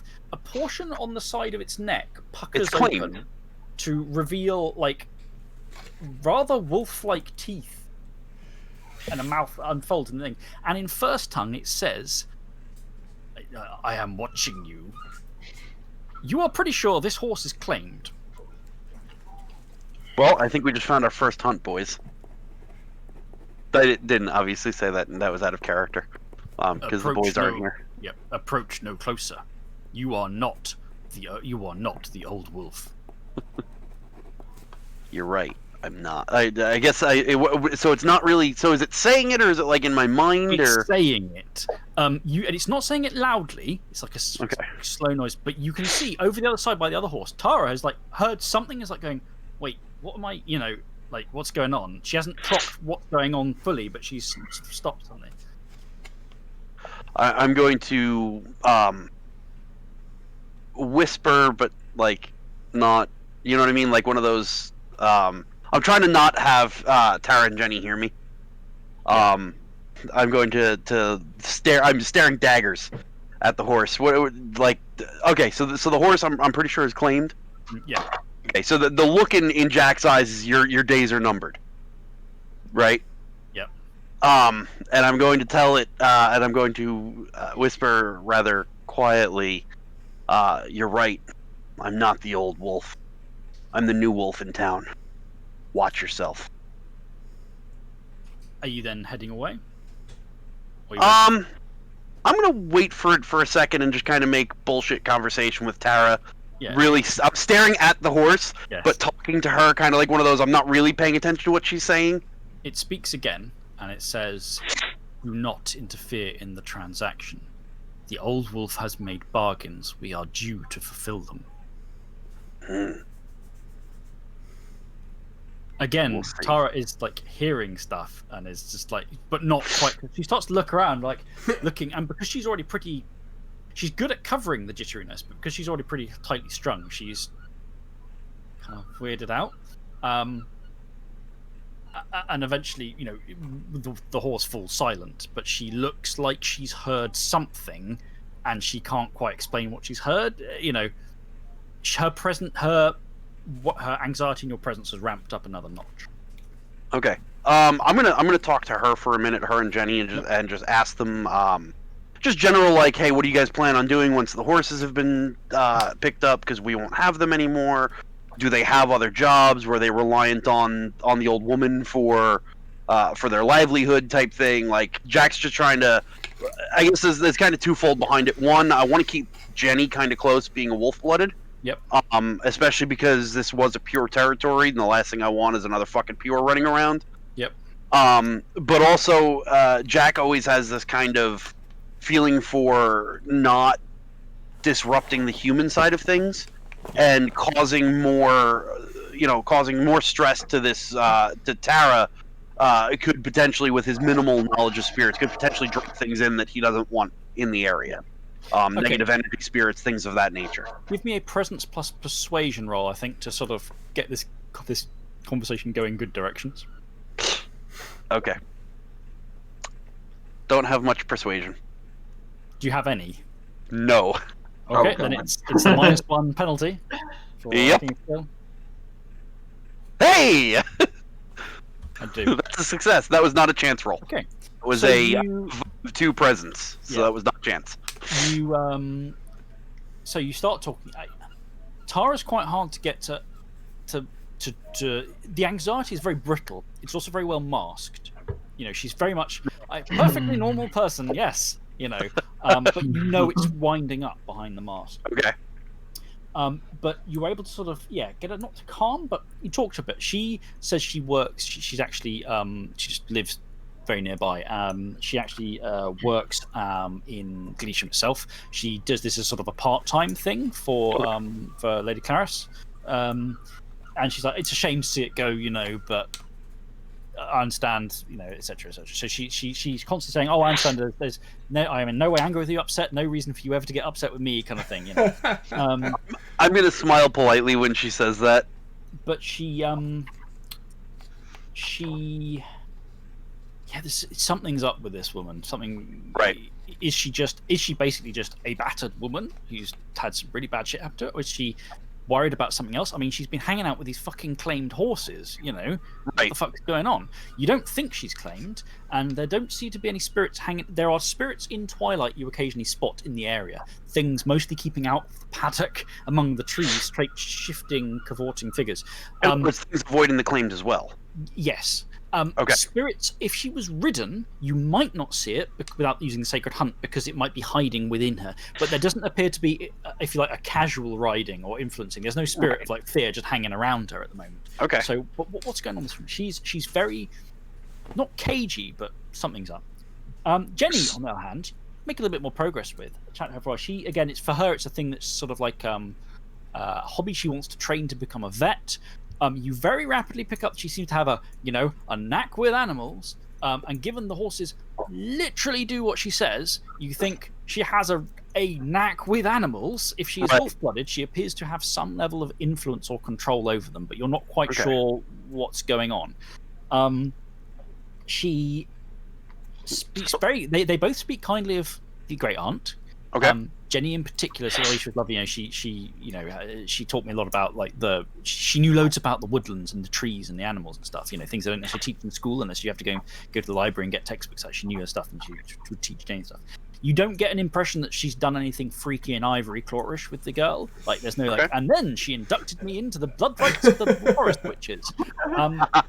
Okay. But when she talks about town, because she apparently, she goes to school in Gleesham, and she says there's a slight dark, like there's something going on there. Like life in town. You get the impression that hanging with the horses is a bit of an escape for her. Like not there's a shadow hanging over her, and given she's wolf-blooded, that's not surprising. You know, wolf-blooded tend to be weirdness magnets.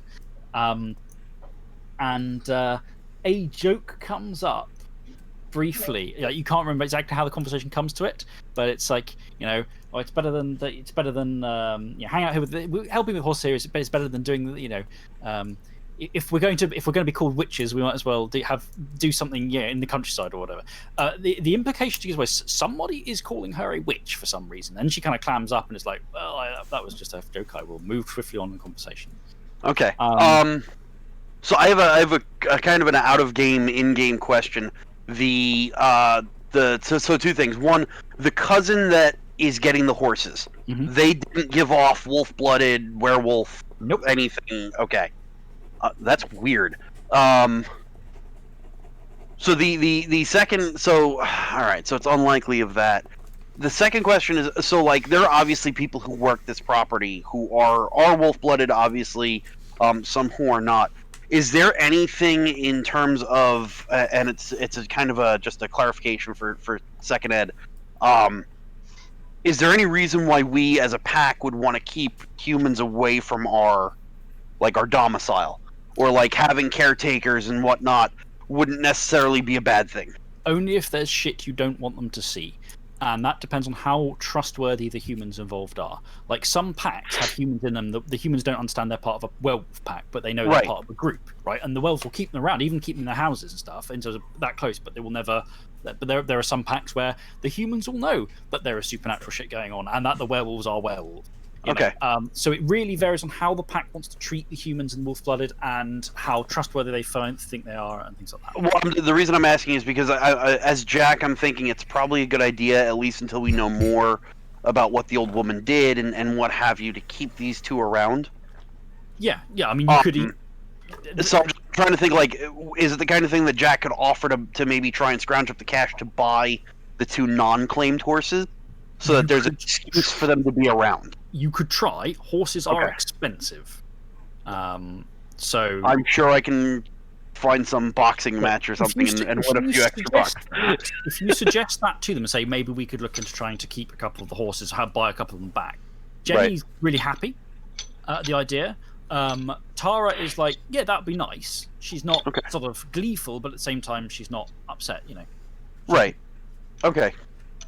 No, because it's something I'm thinking, and guys, you're welcome at this point to agree or disagree. I think keeping them around would be a good idea. Nod of the head would be appropriate. I got one from Dan. Pete's kind of giving me the wishy-washy. I'm not sure. Only because the territory is such a mess right now. That's why I'm thinking having them around might be a good idea to know what the old woman was up to, so we don't accidentally screw anything up. I'll tell you what we might do then. We'll shift the scene now to Jack having finished his run and finished chatting with them.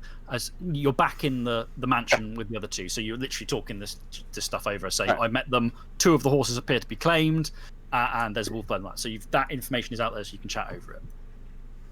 All right. So I know, Johnny, you owe the horses, or the horses are owed to your cousin. I don't know how much it would screw things up if we go kill them, but they don't belong in this world, and quite frankly, I'd love nothing more than to send them back to where they belong. And that is to nothing. Would like that too. My only concern is I don't know what agreements Auntie had with all these parties, and Bill, there's correct me if I'm wrong. Agreements be damned. They're claimed. They deserve to die. I'm worried about potential spiritual and material blowback. Then we deal with it. What we do.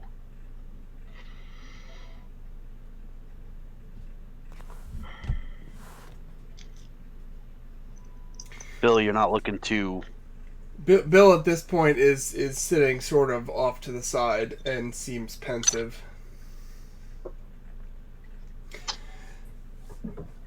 The situation in our territory is very tense, and we already have innumerable enemies. I am not one to suggest letting broken laws slide. However, I also think it's a foolish strategy to lash out and make uneducated decisions regarding potential strikes when you don't know what you're walking into. If we were having this conversation in 6 months, when we knew what the score was, who we could trust, who we can't, and what we actually have to face out there, you'd probably get a different reaction from me. But we're still trying to get our footing, and right now our enemies have us at a severe disadvantage. Fair. I am, make a note of that. however, interested in keeping the girl around. I think for now we should keep as many of the caretakers and folks around as we can. They're bound to have seen something, whether or not they know what they saw. Even the non-wolf-blooded. Based on your description of her, she seems to have some sort of dark cloud hanging over her, which to me screams spirits. And since we are trying to determine an appropriate trophy, every additional lead we have could be helpful. So, You guys can sense that it's sort of a shallow argument from Thornbreaker, and there seems to be other motivations, perhaps.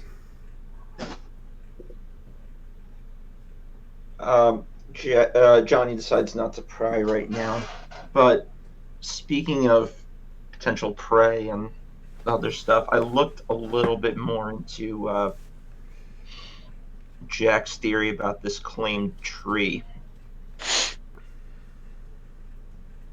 So, my great aunt has 3 heads in her study in the shadow. I'm gonna call it a den now. I'm saying it once, I'm saying it again. Your aunt was fucking weird. I'll wait till you get a look at this place. Bill quips, must run in the family. I'm done with looking into weird shit for a few days. One eyeball explosion is enough for me. This won't be an eyeball explosion. That being said, It's you. there's 3 heads. One of them, not worth talking about. The first head, I got a couple of ideas of where it might have come from. I don't know if this was a human who was produced by a claim, or if it's a human who was later taken over by a spirit and turned into a claimed. But I got potential leads of where we can go to try to piece together that potential puzzle. Then I say we Now- follow those leads. The third Let him head finish. is coming off as prey for me and my training. But it's weird. I can get a sense of where prey likes to hide. One place, Chris, it was like a prison, right? The place it is in is like a prison for it. Okay. And it had another place on another, elsewhere, far away, and then a place in America. And then, so I described that, basically. I don't know if that's worth pursuing right now, but I feel like it might be relevant at some point.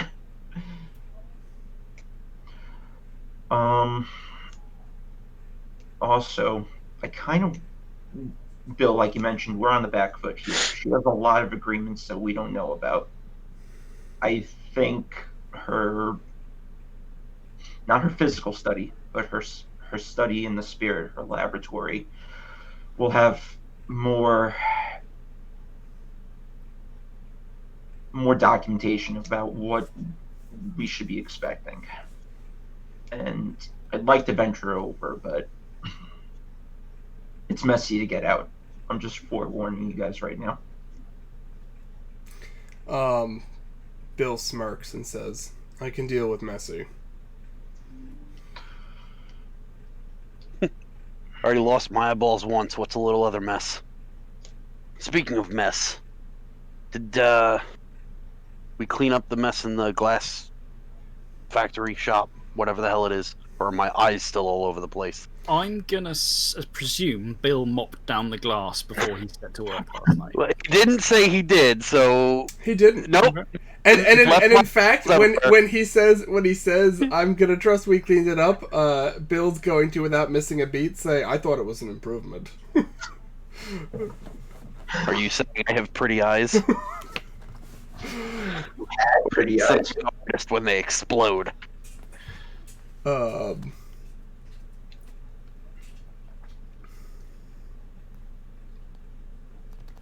Alright, so why don't we do that's this? his response. So why don't we do this? Let's go talk to Mary, right? That was your other cousin? Yep. She Okay. was. Yeah, She was Mary. arrested. She's the one we like.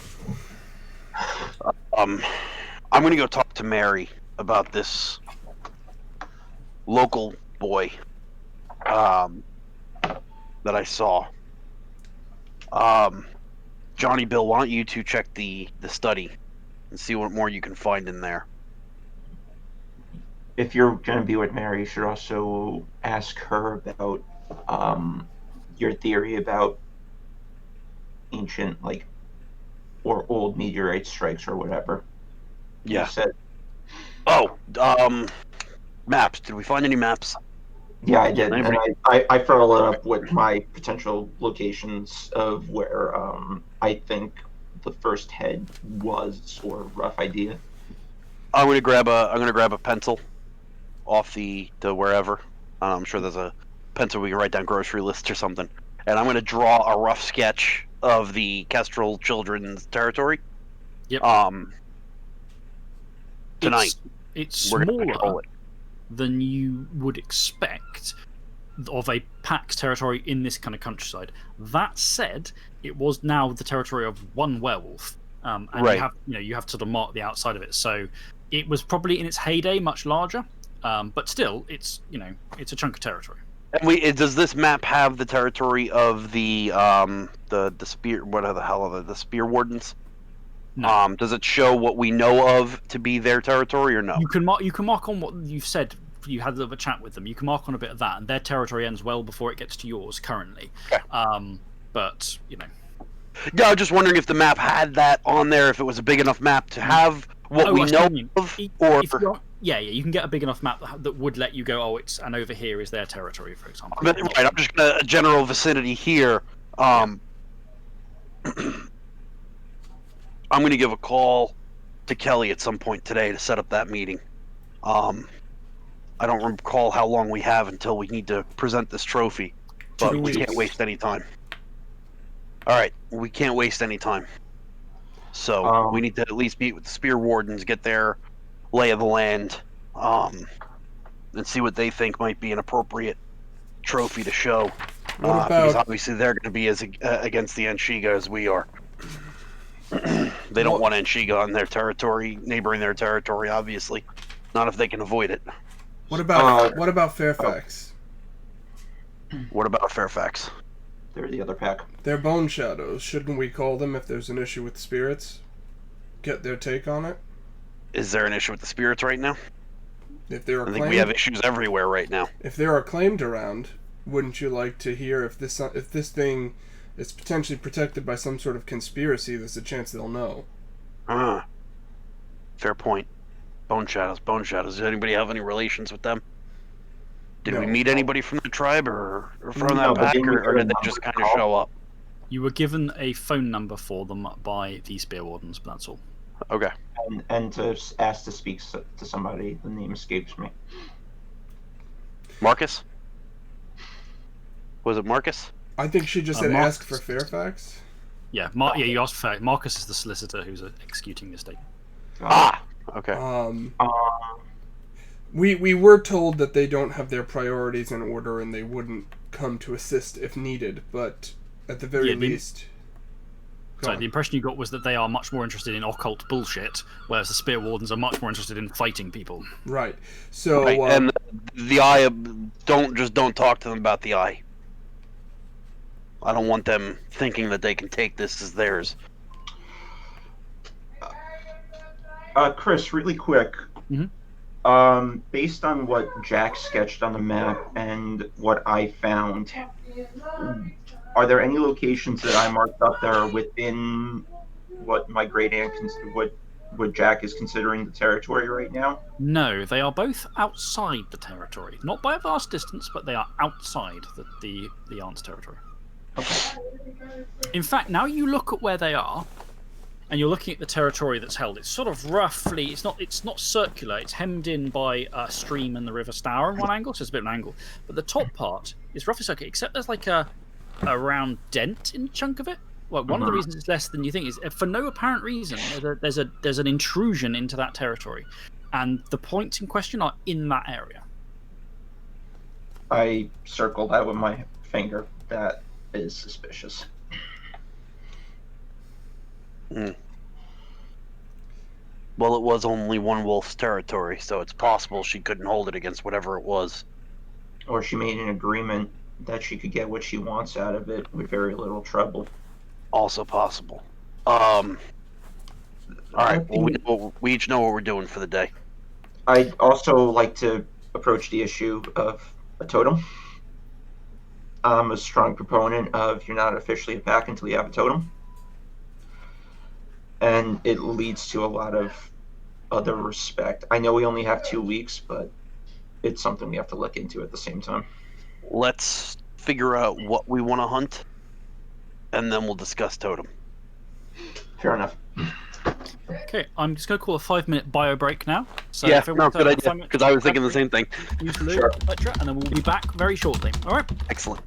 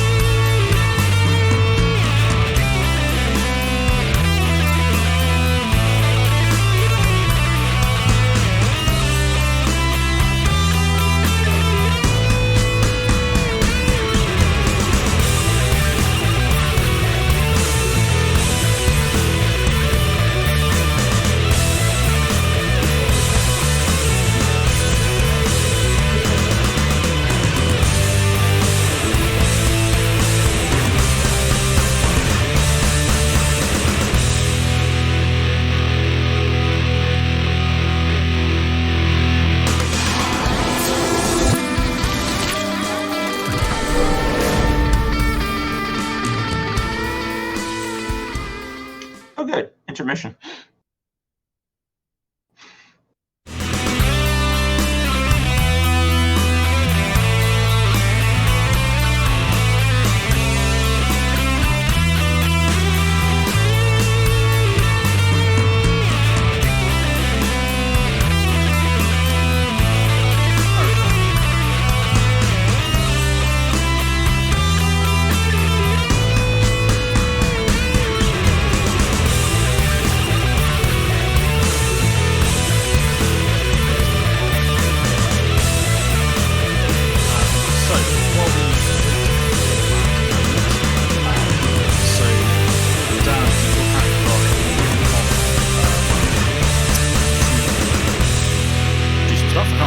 That Jack's heading off to talk with Mary. What are the other two doing again?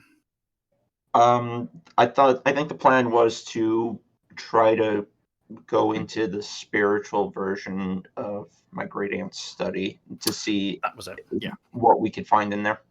Okay. So we'll do a couple of scenes then with that. So Jack gets on the phone to Mary to arrange to meet up and have a chat. The response that you get is basically she arranges to meet up with you in Gleesham itself. Okay. She'll see like a cafe in the town. Okay. So you head off. It's not. Jack's just going to do a quick look for some sort of work. Obviously, he's relatively new, doesn't have a job, Okay. and probably for some sort of reliable transportation, be it a car. I don't know if pickup trucks are common in the area. I know they're not very big in England in general. Yeah. Transportation is fortunately, especially as a werewolf, where you can be a wolf for periods of time. When I was looking, you are very close to the town. You can walk into town, thankfully. Okay. But transportation is something else you to look at. And yeah, searching on your phone for local work as you head in.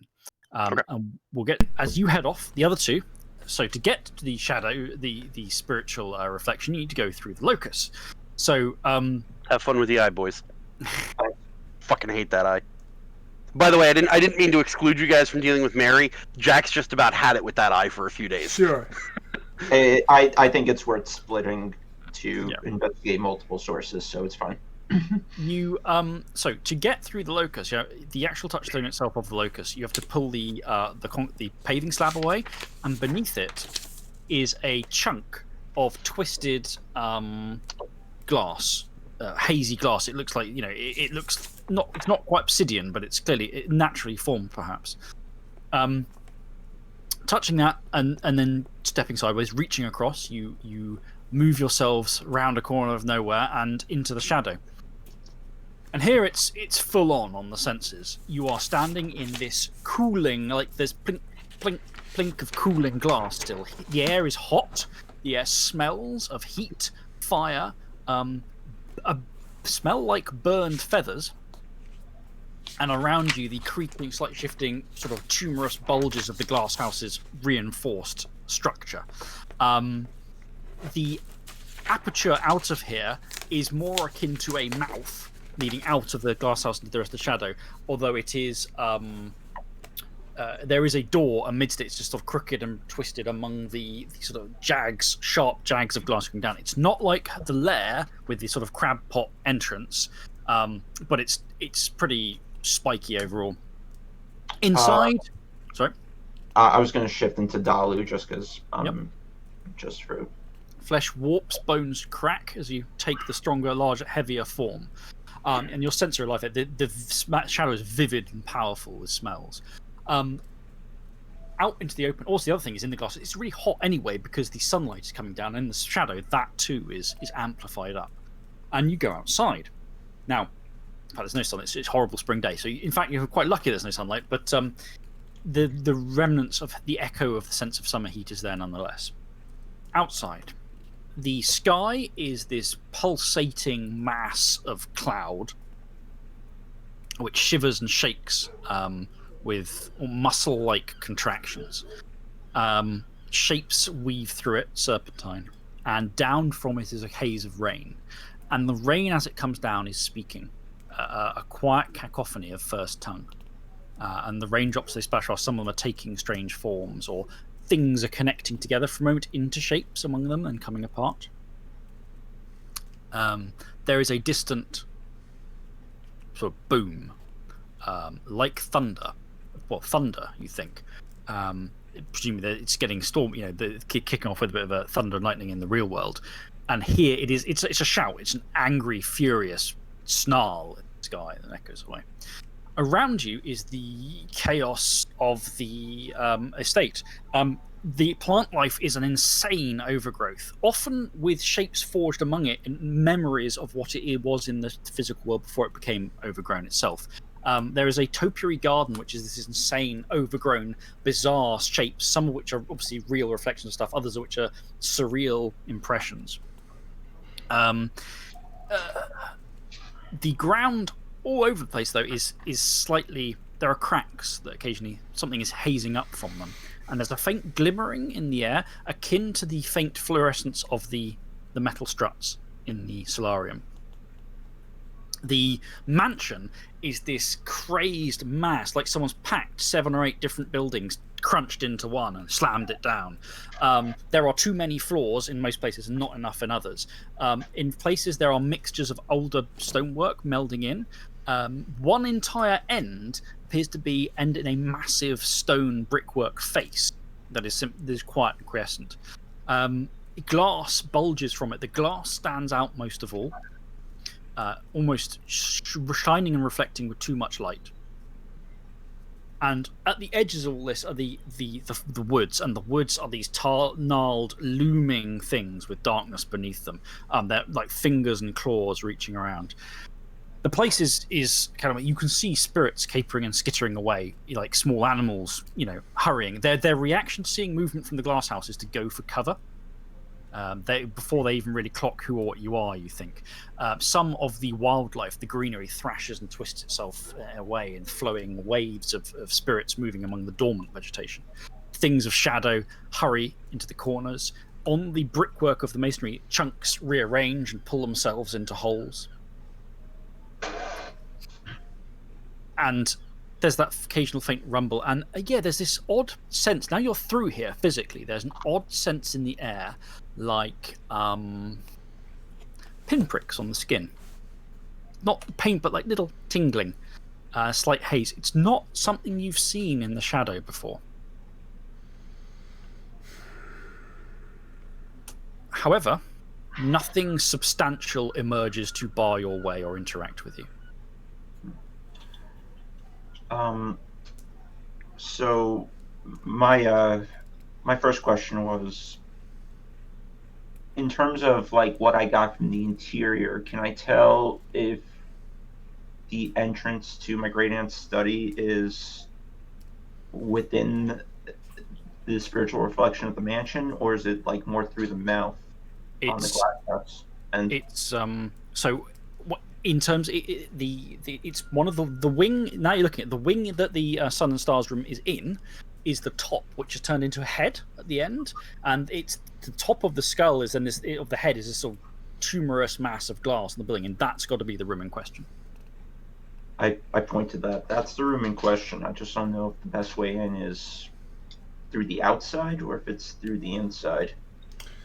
If she went through all the trouble of creating that painful egress, my guess is that the outside is probably warded in some way versus entry to force people through that opening. All right. She would leave through that same opening, so I'll go through first. Yeah, if it vaguely maps to what it should, but it looks like the interior of the building might be a bit wonky, if you go into the building, you think you should be able to make your way up. It's just, you may have some difficulty navigating the interior in places, but that's the only entrance, and you think. Could one of us force our senses back over to the physical, so that way we can do it that way, and then the other one? Yes, you can. Yeah. So, with one of you senses in the physical and the other in the shadow, Keith, you Can I? Yeah, I just wanted to interrupt for a half a second. Yeah. So I know in first edition there was I think it was a gift, Two Worlds Eyes, where you could actually kind of see both at the same time. Yeah. Does that something like that still exist? Is that No. still an ability or no? Okay. No, werewolves just generally have a better ability to look across the gauntlet with their senses. Okay, no, Well, it was more for something that I plan on doing. Yeah. No, it's all but good. Yeah, it was one of the Crescent Moon gifts. Yeah. In the old one. yeah, So we were as talking you about it, I pass, just figured I'd ask. yeah, no, it's fine. As you pass the mansion, there is a brief hair-raising moment as the enormous face at one end creaks with a gravel of brick. Something, you don't think there are no eyes open, but it murmurs in a deep voice in Heritor in first tongue as John passes and then settles back into quiescence and says no more. Threading your way through the interior of the building, it is bizarre in here. There are sections which connect up roughly like they should. There are sections which are almost half formed, parts that seem to mix older bits of structure. There are bits where the floors, you look at in the perspective, you think is the perspective going into the distance. Isn't perspective, it's just the floor rapidly gets really tight and cramped. And after a bit of negotiating around the building, again, you see nothing. There are seem to be no active spirits within it. You find your way to the outside of the maw of the lair, and here you can see the sort of the needles pushing, facing inwards. And you can smell the aunt's long dried blood. That's it. So in the spirit, Bill's actually gonna sniff the air. I'll make a perception roll. Yep. I do say maybe I should go through first. The house seems to know I'm an inheritor, so maybe I can make things safer for you on the other end if I go through first and establish myself more. It's not a bad idea. Okay. So if you push through while Thornbreaker is taking the scene in, you are, because of what it's done, you're able to push through with a few prods and pokes, but not actually getting harmed. Going back the other way will be a lot harder. So getting in, you're fine, and you're in this strange, almost semi-hospital setup. One success on my perception roll. Okay, what are you looking for? What are you hoping to find? Just trying to catch any whiff of any potential spirits that may have passed through recently. I know there's that glass spirit that hangs out in Twilight, but no other spirits have seemed to pass through recently. The only spirits you've encountered were here in the building were in Twilight. Okay, and no senses of other Urafa that may have been around recently? No. Okay. You are, and you're fairly certain of that. Good. All right, so you're going through first? Yep. He pops through, like I said, with a few prods and pokes. Yep. Okay. Yeah. I'll follow after him. I'm still in Hishu, by the way. Yep. Same thing. You the way the spike's done, it's going to be a lot harder to get out, but going in isn't a problem. And you are within this room with its strange decorations. Your aunt was into some really weird shit, dude. So, you know the classic mad scientist, like Dr. Frankenstein? That's the Ivory Claws. Oh, I'm aware of that. I was just commenting. Yeah, I'm really curious as to why a forsaken werewolf from England inherited an Ivory Claw territory. Probably not with good intentions. I don't think so anymore. I walk over to the heads that he mentioned. I'm assuming I see them pretty quickly. Yep. I'm going to make a point of trying to really catch the scent of these things, so that if we're hunting tonight and we come upon the claimed, I have a better chance of recognizing the smell. Yeah. The head fruit one smells weird as fuck. It smells like human flesh, like slightly rot, slightly off sour human flesh, and a sourness you associate with fruit and something earthy, loamy. It's a real unpleasant mix. The white bearded severed head smells an awful lot of preservatives. The black guy's severed head smells just weirdly of dust. Like, it doesn't really smell of human. Like, there's a trace of human flesh there, as if you might expect from like a preserved desiccated head, but it's not desiccated at all. But there does appear to be dust sort of trickling from the injury, the sealed up injury at the bottom of the neck. I point. That's the weird one. Hmm. Well, I mean, the first one's weird too, but the first one didn't come up as prey for me. But it's not the herd. the third one feels like something I could hunt, is my point. And you mentioned she had some like physical documents on this site, right? Chris? Yes, there's all sorts of stuff here. Like the rack of blood samples has documentation all that. There is, let's have a look. Yeah. So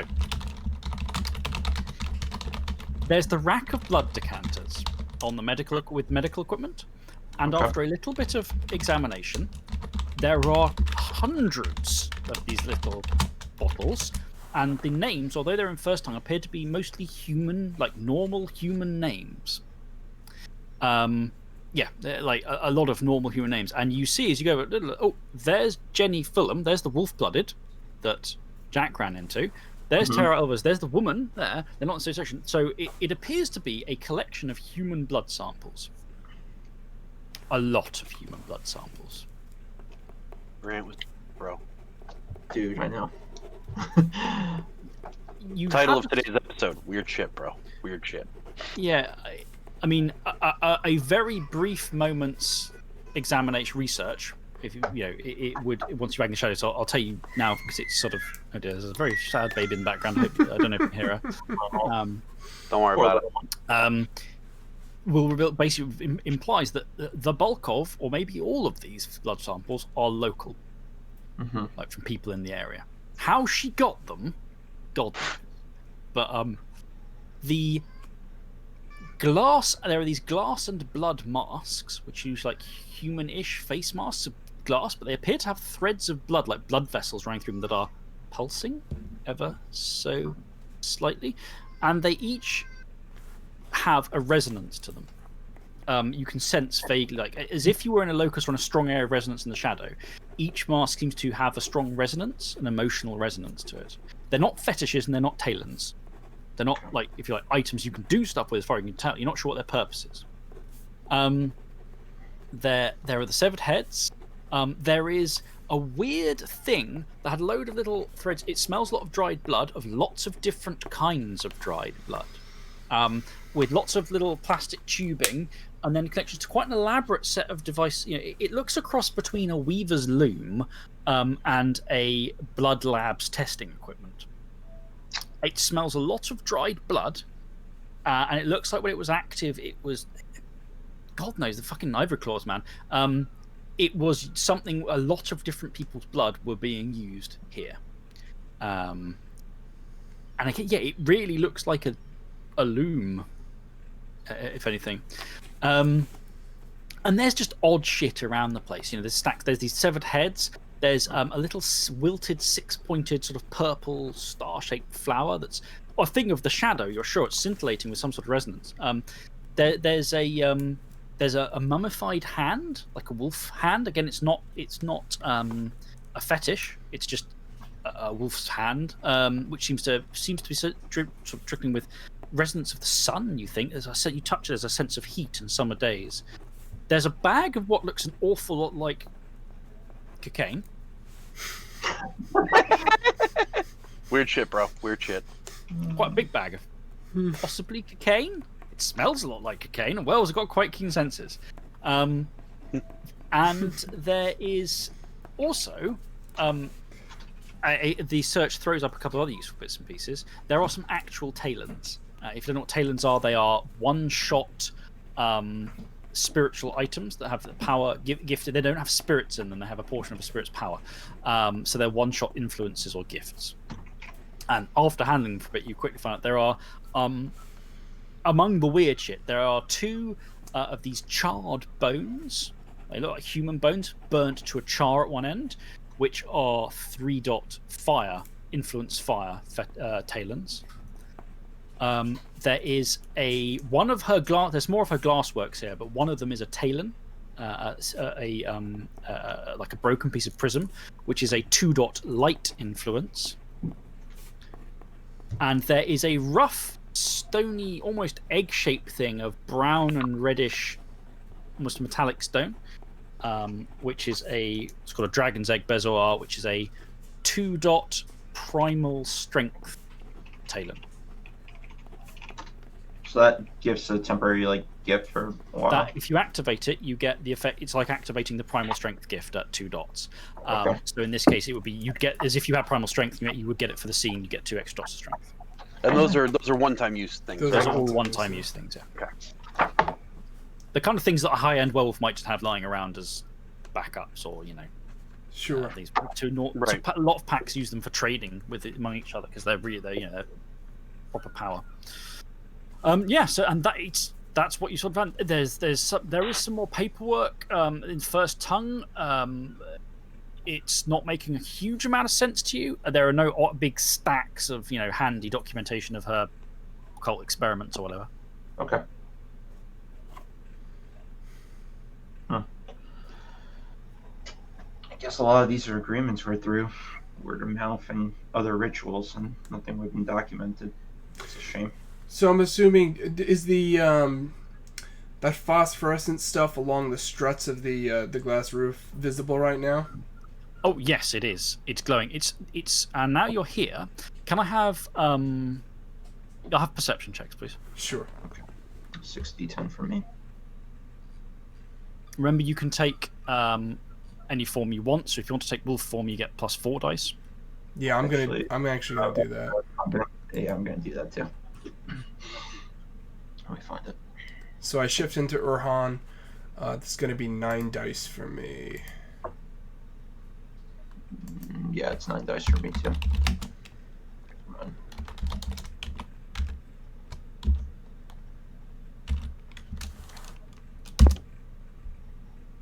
That is 4 successes. Okay. You know what? Yeah, I'm actually gonna spend a point of willpower here. Try to You make generally have to spend the point before you make. Oh, okay. All right. Never mind then. Okay. So 1 4. So you are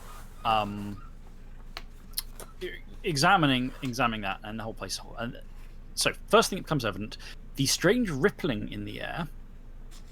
You, after examination, sniffing around, the smell of the answer is very strong here. Obviously, you smell all these blood. You quickly ascertain the strange shimmering in the air grows in intensity around the struts, but appears to be the same kind of thing. So the glow of the struts is the same kind of symbolic shadow presence as the general shimmering across a whole chunk of the estate. And it's enough that it's masking, like a place like this, you'd expect to have a very strong sense of whatever's gone on here. Blood at the very least, and it's not really there as strong as you expect because this other resonance appears to be not disrupting it, but there as well. It's very odd. It's an alien resonance to you. It's not something you've really encountered before, but it does appear to be whatever is making the metal glow is connected to a lower. So in the physical world, these struts are glowing, presumably for some reason. Whatever that reason is present elsewhere on the site as well. It's just not as intense. Given what the resonance is telling you, it suffuses much of the estate. It's very low end though. And does it match the resonance of that powerful entity that we sensed when We're doing the the eye Watcher? breakthrough. Yeah. Yeah, there is yes, there's something to it. It's not this. Yeah, there is definitely an affinity between them. Okay. But what's puzzling is it's not a resonance you've encountered before, really. Mm-hmm. And it doesn't seem to be stirring. The most it's stirring in you is a faint sense of unease, not because of it's an emotional thing, but like you just feel, you feel a little bit unhealthy. Like you get the thing. It's not that it's not for you like seriously a threat. This power, this unpleasant power, but it's not. It's sort of gnawing at you a bit. Mm-hmm. It's like a tainted presence almost. Would you ever have encountered wounds and things like that? No, my character wouldn't come up. But... It doesn't feel tainted. Well, no, it doesn't feel tainted in like a horrific kind of way. It just feels. It doesn't feel malign with malign intent. It just feels slightly deleterious to you. Okay. But it's not doing enough to you to really cause you any harm. Sure. All right. So, having gotten that the scent from the heads, Bill is basically satisfied and says, obviously we could spend a ton of time here, but he changes back to Hishu to speak to Johnny and says, obviously we could spend a lot of time here, going through this with a fine-tooth comb, but I think we've gotten what we need for the moment. Yeah. One thing to note, sorry, just because you're werewolves and just the thing you do know is that the blood samples can be helpful in tracking people. Obviously, if you have, if you're some sort of, you will have heard stories about werewolf blood sorcerers who can use blood to do far more. But even for a basic werewolf, if you, for instance, if there was the Fred Bloggs there was on the thing, you could take a sniff of that blood and get a much better chance of tracking them down, etc. If you knew from the blood from before. Really quick, I'm gonna look over. I'm gonna shift into Hishu form, and then I'm gonna look over the blood samples. Is Hawkhurst's blood sample here? Okay, you start checking over, and there are hundreds of samples. Fortunately, your aunt did arrange them in alphabetical order, which makes this considerably quicker than it might otherwise have been. And first, though, you don't find the sample. You're like, oh, well, she just doesn't have a sample of this guy. Except there were a few samples that have been taken aside, or obviously were being recently used. And one of those is labelled Corley Hawkhurst. A stoppered vial of blood. It's slightly coagulated, but you can't take you can pop it open and have a sniff if you want as well. I'm gonna pocket it. Yep. What's the name of that lawyer or professional that Jack saw in his vision? Might be helpful. Yeah, definitely. And then we should take the talons out of here too. Why don't we leave them in here? They're protected here for the moment. We can always get them as we need them. There is one tricky thing with that, which is that getting out involves going through a spike-filled. Yeah, that's my point. If we're going to come in here and grab them for a hunt, it's going to be very, and do we want to go into a hunt starting off injured? I suppose that depends on how hard it's going to be to get out of this thing. I could always go through and test it out, and then you can grab the talons if you need to before you leave. No. All right, let's see how it goes. All right, okay. Here comes the pain. You start to make your way through the needle-like exit. It quickly becomes apparent to you. You obviously presume you're trying to do the minute, suffer as little damage as you're going through as you can. But it quickly becomes apparent to you that this is not a meaningful stop to someone determined to getting out if they're willing to take the damage. You take 2 points of lethal damage, squeezing through as best you can. It's not hard. This won't stop. This wouldn't stop a human. It would hurt a human a lot, but it won't stop a human getting out. The design of this appears to be purely to harm and inflict pain without... It's not a security measure. She was an Ivory Claw, so it's probably an act of devotion. Okay. Out the other side, slightly sliced up. He looks down at the scratches and grimaces and turns back to Johnny and says, I'm going to say it again. Your aunt was into some weird shit. Yeah. I'm going to grab the talons and pocket them, and I'm going to shift into Urhan form, so I'm smaller to get to it. You take 1 point of lethal damage getting out. You still can't get through entirely without scratching. Again, it's easy to get out, it just hurts. Unlike a proper crab trap type thing, this just doesn't stop you getting out. It just takes a toll from you in pain. So I shift back up. All right, let's blow this place. Over in Gleesham, Jack, you've made your way through the woods and past the intervening few farmland. There's a public footpath past a farm. They're thick with the smell of wet rain, cows, and turned earth. And then into Gleesham. Gleesham is a mix of old village town centre with a growing number of estates as the population has sort of boomed in the last century. The estates are not nice ones. They are, you know, there are now need to be more houses for people to live in. There will be more houses for people to live in. They're not. Nothing is massively cheap in Dorset, but these are at the cheaper end of things by Dorset standards. This is the working class of Dorset. Yes. In the centre of Gleesham itself, you see a town square. There's a big old church, not cathedral, or anything, but big old, big old church, old style. Looks like it's probably, certainly medieval, if not earlier. And then around the historic town centre, a number of old buildings, old town hall. You have seen a lot of spirits in twilight on your way here. There is no shortage of spirits, cavorting things of twisted passion and emotion, flickering entities of technologies. A few,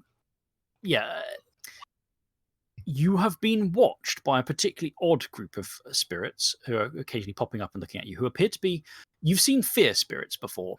You think they're probably fear spirits. They are black. They seem to be made of shadow. Long shadowy bodies, long shadowy claws, but the heads on these are very weird. They have almost demonic heads, like as if they're wearing big masks, big sort of whole head masks, as if carved from wood, with big horns, these rictus non-moving faces, like a mask of big teeth, big eyes. The eyes, however, there's these lamplight eyes, and then sort of almost horsehair-esque hair coming off the things. Now, these are in Gleesham, or these were on my way to Gleesham? These are in Gleesham itself. Okay. And they appear to be watching you with somewhere. They're not coming close. So a quick look. So there are plenty of spirits around the town. The town looks, again, not very healthy. Civic wise, not only is there trash and dirt around the place, and it feels like a run down town that's, you're not exactly in the center of life and business here. And obviously, despite the fact this is a place with a lot of people now living in it, a lot of the modern development has simply passed it by.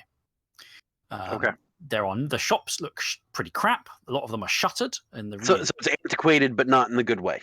Yeah, it's a bit urban decay around the edges. A lot of it is new, but already newish in the last century, but pretty decayed already. Interesting. Mary meets you in a cafe, looking on the town square. Not to just real quick to double back just a hair.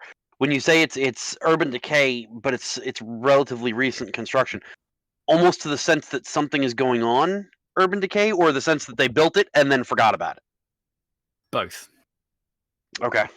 It's not a great town in the first place, but things you can't easily place your finger on if you were not a werewolf, but you feel like something's going on as well. Right. So basically, it's a little bit of an indicator that possibly may have to do with the fear spirits that are now eyeballing you. They might be a symptom of it. They might be more directly linked. Got it. There's things clattering around in some of the back alleys, that look like they are spirits of decay and stuff like that.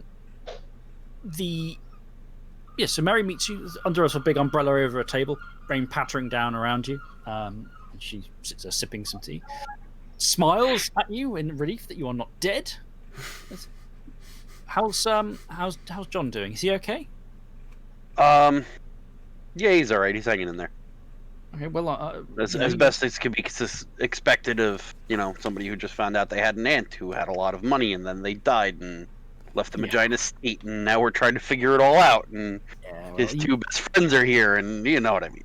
None of you have been abducted by ghosts or anything, so I guess that sounds good. No, no abductions. Good. Little eye irritation, but that's about it. I was planning to come around at some point anyway, but your message said you need to talk about some things. Yes.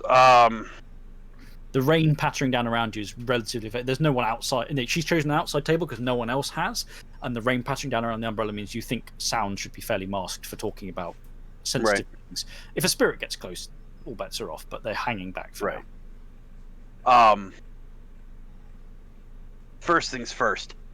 Have you heard of somebody by the name of Hawkshurst? Hawkhurst. She nods. He's some sort of professional? An architect, I think. Architect. Okay.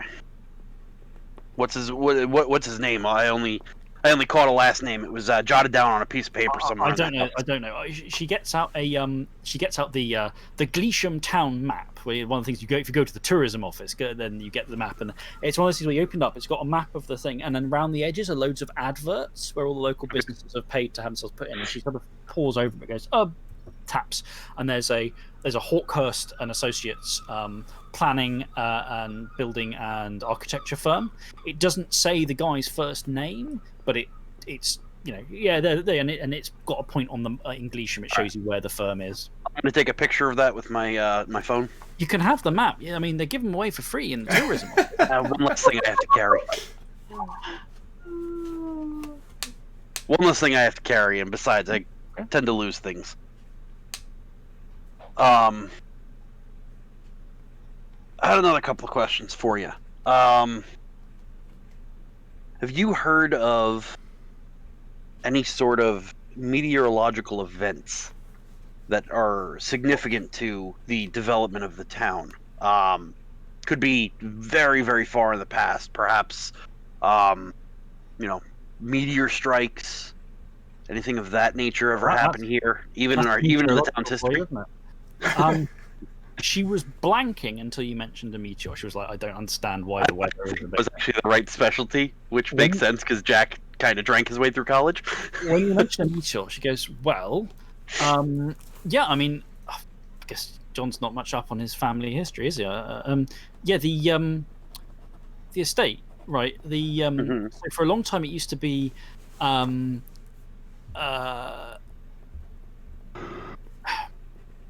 So,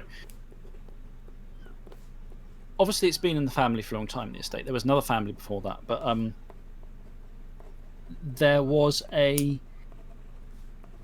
It's something to do with the earth and the ground there, right? It's a type of sand in that area. So there's there's clay and limestone everywhere else, but there's a deposit of stuff that's really good for glass making, right? In the soil that the estate sits on. So, as I understand it, historically, there used to be glassworks there, like back in the Roman times and things, right? Okay. And the then it became the territory of a noble family after the Norman conquest, and they all died, and then it fell into the family. Okay.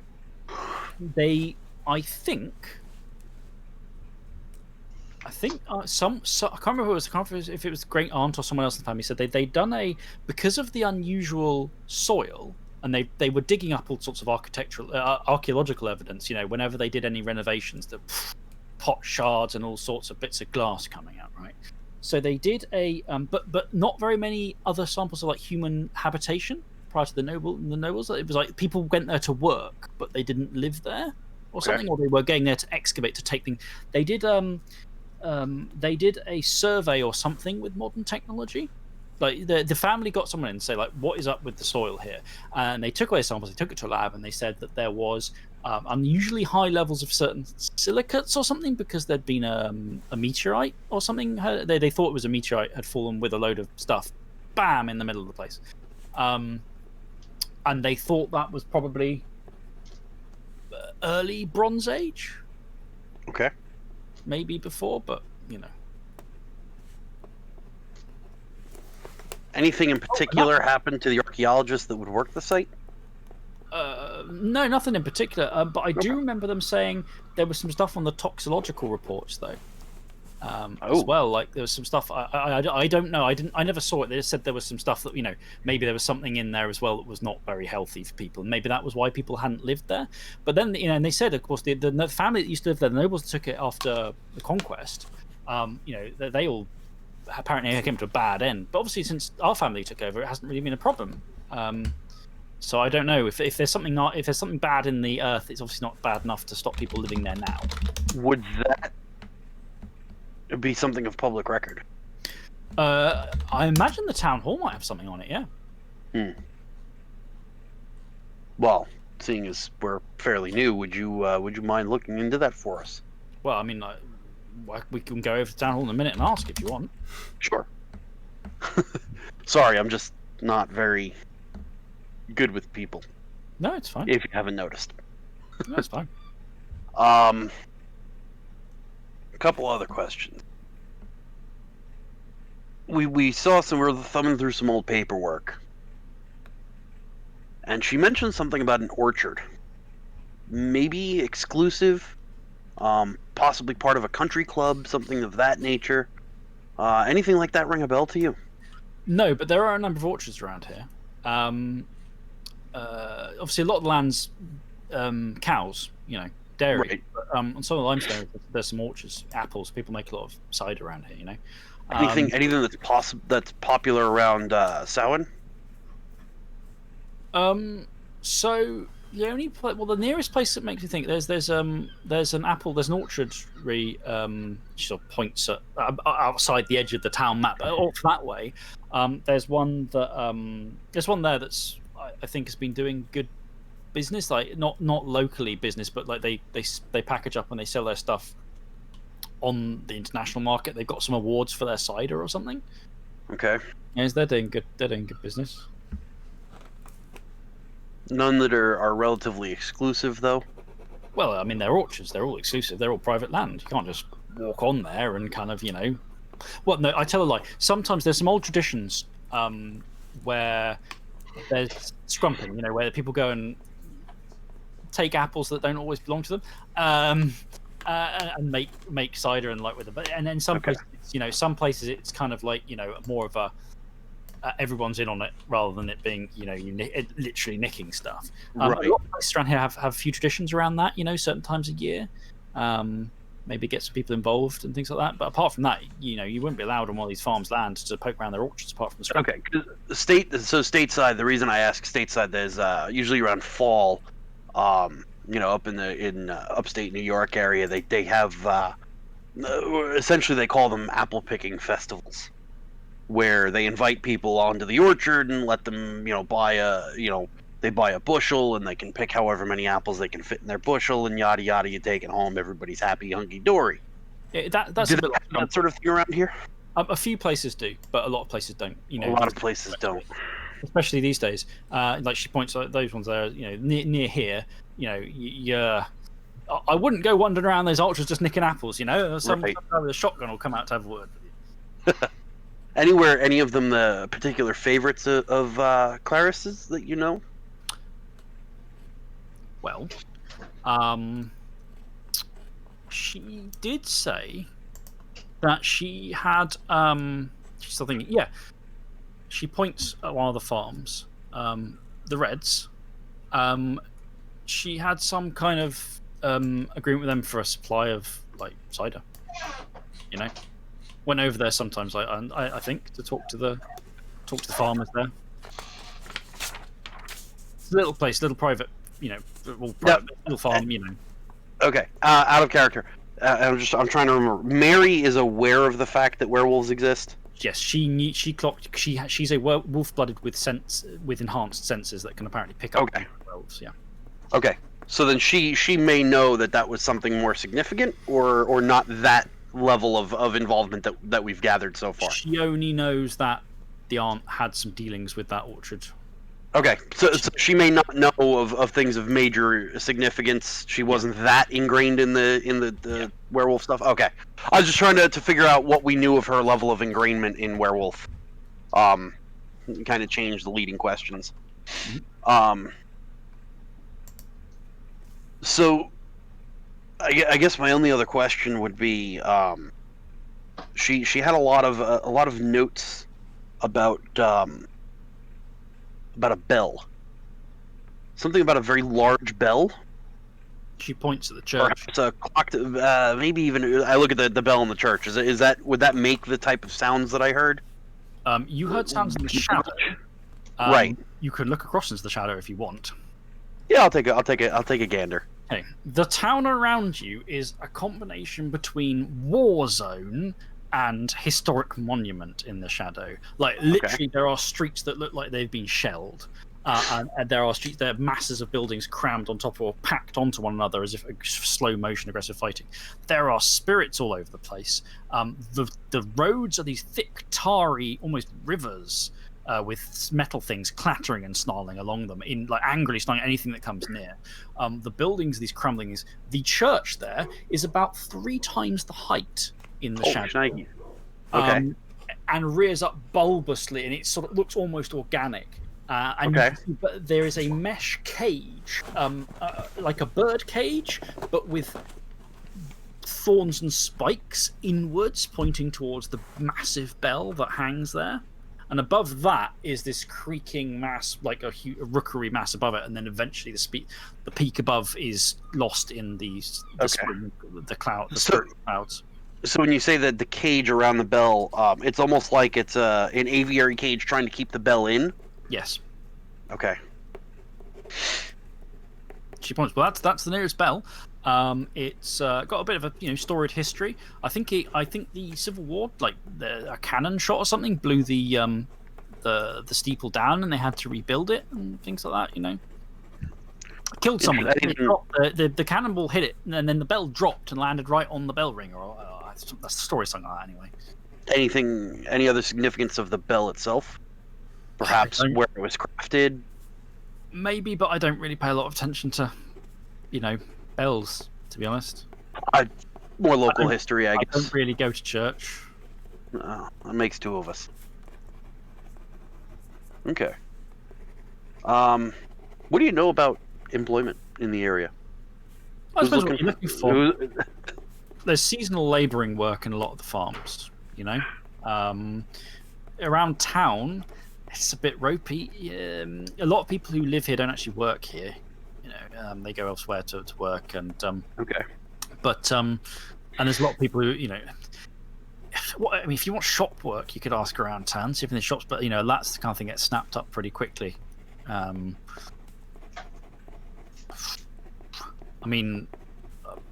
firm. How are you at digital marketing? At what? Yeah. So I guess I can't really offer you a place.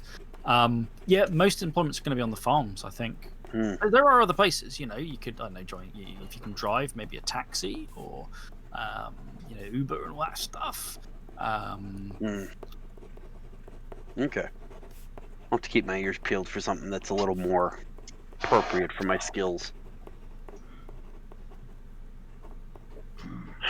Is there anything else?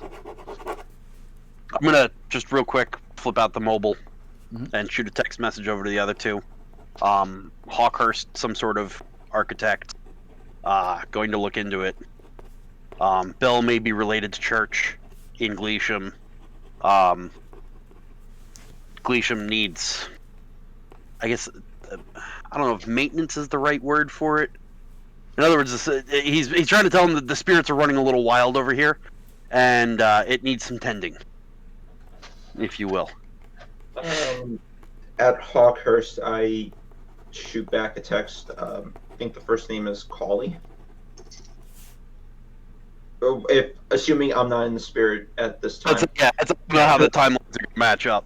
I assume you guys are back in the flesh at this point. Okay. Meteor landed on house plot in old days. We'll talk more later. Click. And then I close the mobile and stick it back in my pocket. Yeah.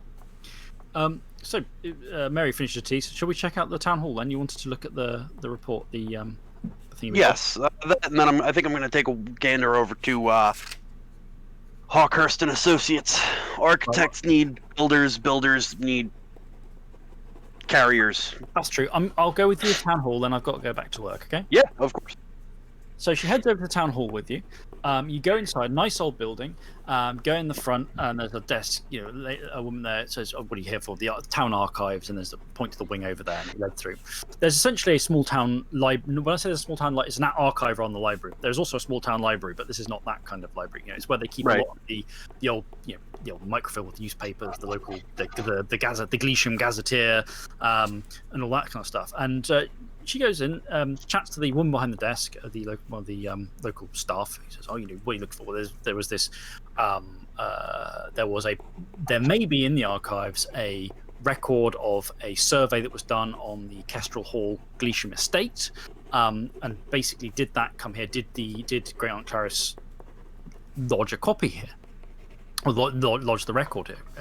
It would probably have been done publicly after all.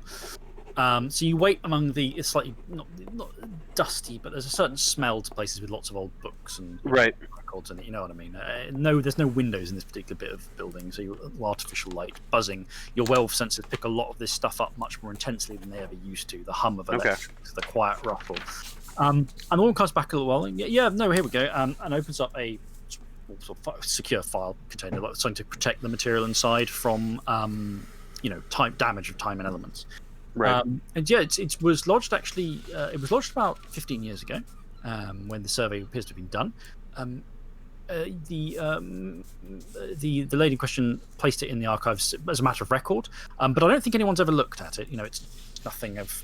Anyway, and so she puts it down and she chats. Mary is taking the lead here because you said you weren't so necessarily happy talking to people, so she's there making small talk. What's this about? Oh, well, maybe we're looking into a story. A new person's moving to the estate. They want to check all the small talk to smooth and oil the grease and not make anyone worried about anything. And so you have a chance to look over this survey while she's chatting, and you go, oh, okay, interesting stuff. A lot of stuff about chemicals and compounds that don't. How much did you have any science dots? That would be a big no. Some is indicating something to do with glass stuff is interesting, but you don't really understand any of the stuff. And then there is a section on the top. There's reports on certain materials in the water table and in the earth. Levels of stuff again doesn't mean anything to you.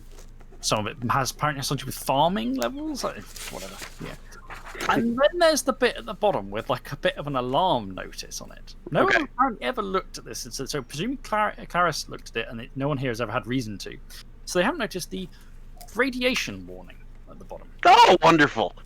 We're living on a nuclear bomb site, boys. There are low, but compared to everywhere else, considerably higher background levels of radiation in some of the deposits, the glassy deposits on the estate. High enough that a human exposed to them consistently over years and years will not fare very well. Okay. You know enough about werewolf physiology to know werewolves would not even notice. Right. It's not going to bother us. But is there a way? Can I get a photocopy of it, or just snap a picture of it? Pay some. You could snap a picture. Yeah, you could pay for a photocopy. You could snap a picture. Yeah, I'm gonna snap pictures just because they know. I'm assuming one of the other two knows a little more about science than Jack does. The radiation levels are low enough now that it's not classified as you should. A radioactive site, right? They didn't go to the government. Didn't go. No, we have to deal with this now.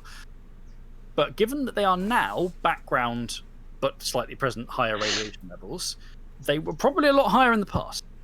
Right. Go back enough hundreds of years, and they were probably pretty brutal. Okay. All right, I think that covers. I'm just going to take and I have a doubt that there's really anything there. But seeing as how it's an old historical information thing, I'm just going to take a peer across the gauntlet. Yeah. This place is a rustling prison of words and paper. There are chain prisons of material going back, spirits, knowledge, and books and information twitching in their little avenues. It looks, the closest thing you can think of is battery farming hens when they have those really tight. It's like that, but for books and knowledge and bits of parchment. Central behind the desk is a spidery, vaguely humanoid shape, but long spidery arms. Parchment-like humanoid skin, which is just inked with words. Which is currently sitting there long. Occasionally, the spider arms go out and sort of touch and stroke little bits of scrolls and books, but is otherwise sort of quiescent. Most of the long limbs folded in on itself. It's not really noticing me or paying any special attention to me. Good. Okay. I kind of figured it'd be something along those lines. Yeah. Nothing. Right. Nothing really crazy about the library, but you never know. Yeah. All right. I think that about covers it for this. I'm going to give them a call and Yep. see if they want to come meet Hawkhurst with me, or if they want to Okay. Call comes head through. back You and do go. I'm going to give them a rundown of what Mary told me and tell them I got a picture of the toxicology report and all that jazz. So what do you guys think? Johnny, I know you're not employed right now. Bill, I forget. Did you ever find a job here? We're going to need something to upkeep the manor. Like, Or we're going to lose the territory before we even have it. I have money coming in. I basically have some investments that generate me money every once in a while, so I'm not short on cash. Bill? I guess we had more money on the state side than I thought. I'll pick up odd jobs as we need them from surrounding farms. All right. I'm going to go take a look at Hawkthirst. Either you guys want to join?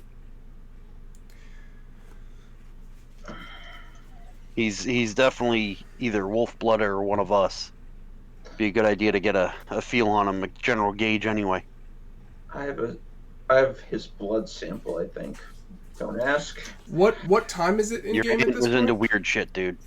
Yeah. Early afternoon now. It's early afternoon. How much preparation do you want to do before tonight's hunt? Do we have prey yet? I would imagine we do, yes. What are we hunting? Are we not hunting the claimed? There's all kinds of claim in our territory. Talk You about may need that. to be more specific. Which one? The tree? The tree. I'm okay with that. Yeah. How much, Chris, just a side note, how much preparation, obviously my character would know it better than I would, how much preparation is there before declaring a sacred hunt? Okay, the rite itself, I think, is a minute or 5 minutes per roll, and you only so basically it will take if you have just double check, but I think like if you have half an hour, you're going to be fine. Okay. Let me just double check. Is there any preparation for that? There is in that 1 minute per roll, so 10 successes you need.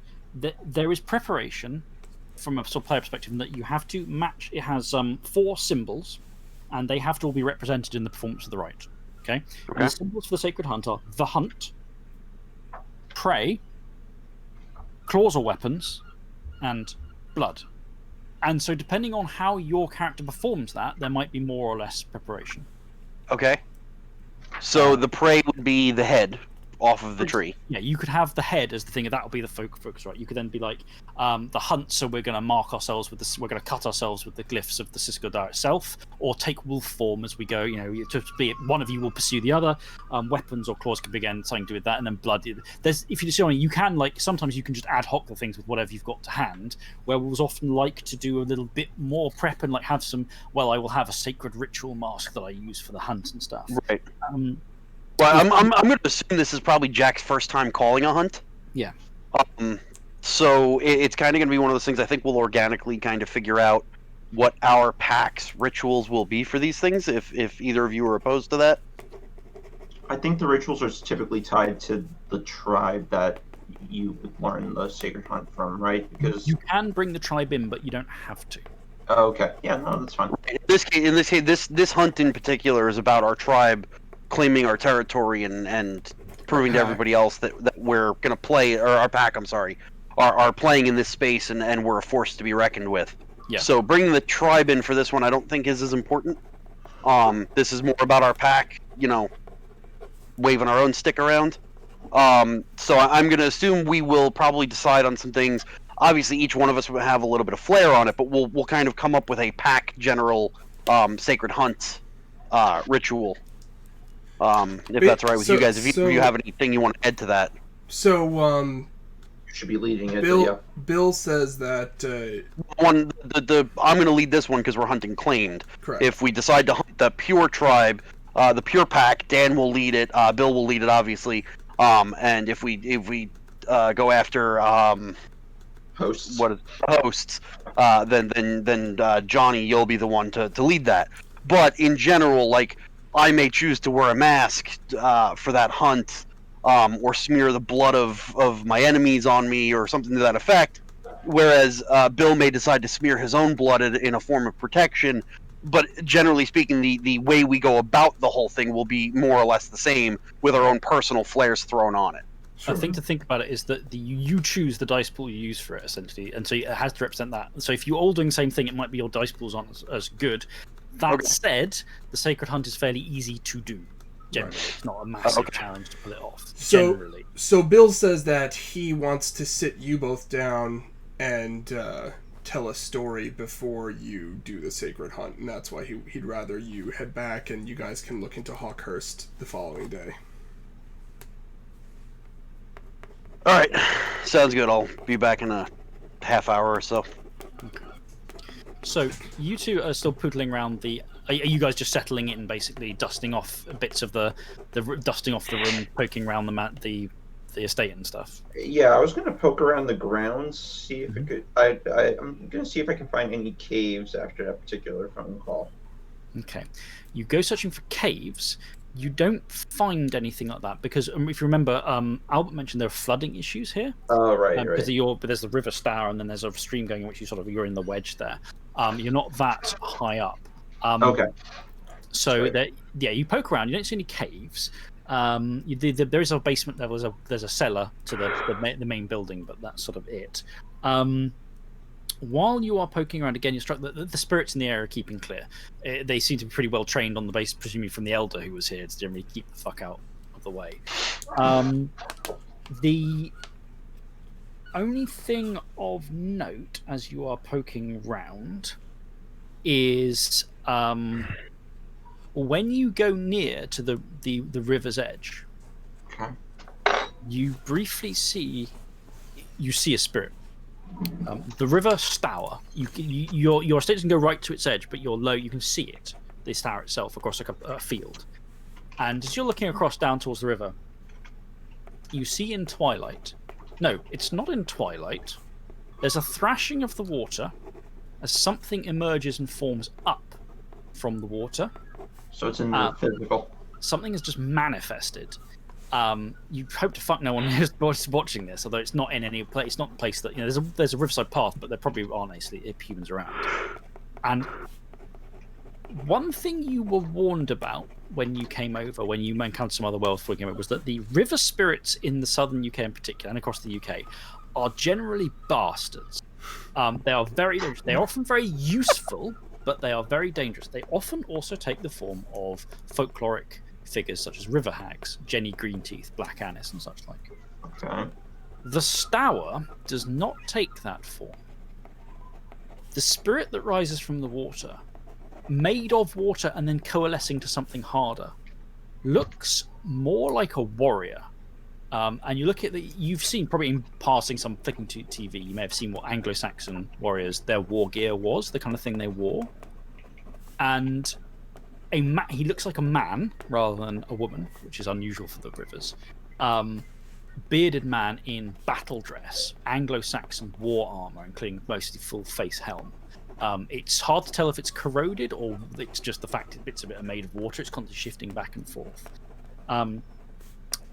He has a short, slightly curved blade in one hand. Again, it's made of water, or is it metal? It's something back and forth. The spirit manifests, rises from the water, looks at you, and below the helm cutoff, you can see there's these. If you've seen an Anglo-Saxon helm, they have a head and these sort of big eye sections. Right. You see lerp out the mouth, and it smiles at you in what maybe it thinks is a genuinely welcoming smile. And you see a row of teeth. They are gold and they are bloodied. And you Viking. just fit, and it gives you a nod of acknowledgement, you think, and then it crashes back down to the water and the manifestation is gone. You see it's briefly there in twilight, and then it's gone from that as well. Interesting. That's something to keep in mind with the Fairfax. So Jack is making his way back. You're walking along this path among the fields, winding its way from Gleesham to the estate. And you quickly pick up that you are being followed. Whatever's following is not trying to be very stealthy. It's in twilight. It's a spirit. And you catch a glimpse of something black and shadowy. Is it one of the fear spirits? And the answer is yes, kind of, maybe. When you get, sorry, you're gonna say something? No, I was just laughing. No, I'm gonna, knowing that something's following me and the fact that Jack likes to face everything head on, I'm gonna stop, turn around, and gaze across the gauntlet. Okay. It's not on the other side of the gauntlet, though. Here in the wildlands of the heavily agricultural, the shadow of the farmland is crazy. It is this strange, twisted landscape. The hedges are more like thorny walls, and I mean more like barricades, as if each field is a fiefdom and they're blockading against each other. There are things in the field. There are shambling hulks of animal flesh. Like roiling in the fields in places, quagmires of dirt, bushels of trees that have thrust out their arms to grasp areas of land around them possessively. There aren't any fear spirits in the shadow. You're pretty sure the thing following you is definitely in twilight. Okay. Is there a way to look into twilight? You see that anyway. That's why you've noticed something coming. Gotcha. And now, as you've stopped, it's getting closer, moving among the trees. It's similar in appearance to the fear spirits in that it is made of the same shadowy stuff, and the eyes are these same lamplight glowing eyes, but there are a lot more of them. The head isn't this absurd carved mask. It's avian. It's an undetailed avian head, like the silhouette of a bird's head. Whatever you look at it, you see the shape of it. There's no details. It's just this black stuff, and it has quite a lot of long arms, and the arms have almost quite wolf-like padded claws at the end. It's about the size of a van. Oh, jeez. And it's sort of galumphing along you're a Rahu, you know swagger when you see it. This thing is not trying to hide. It wants to fight. Maybe. It's not to fight, but it's trying to tell me it's not afraid of a fight? It's definitely, but that could well be it. The feeling I'm getting from it? Are you going to let it get close, or are you just going to keep going?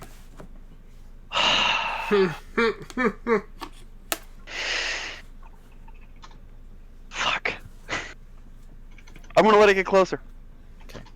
The spirit gets a lot closer, and it doesn't. It's sort of coming towards you. It's definitely in twilight. It's not manifested, and it kind of goes. It glumps towards you, and then goes round you on the path, but round and back to the front, like it's circling you and looking at you with these lamplight eyes, which look really bizarre in the daylight. It's not. You can communicate with things in twilight.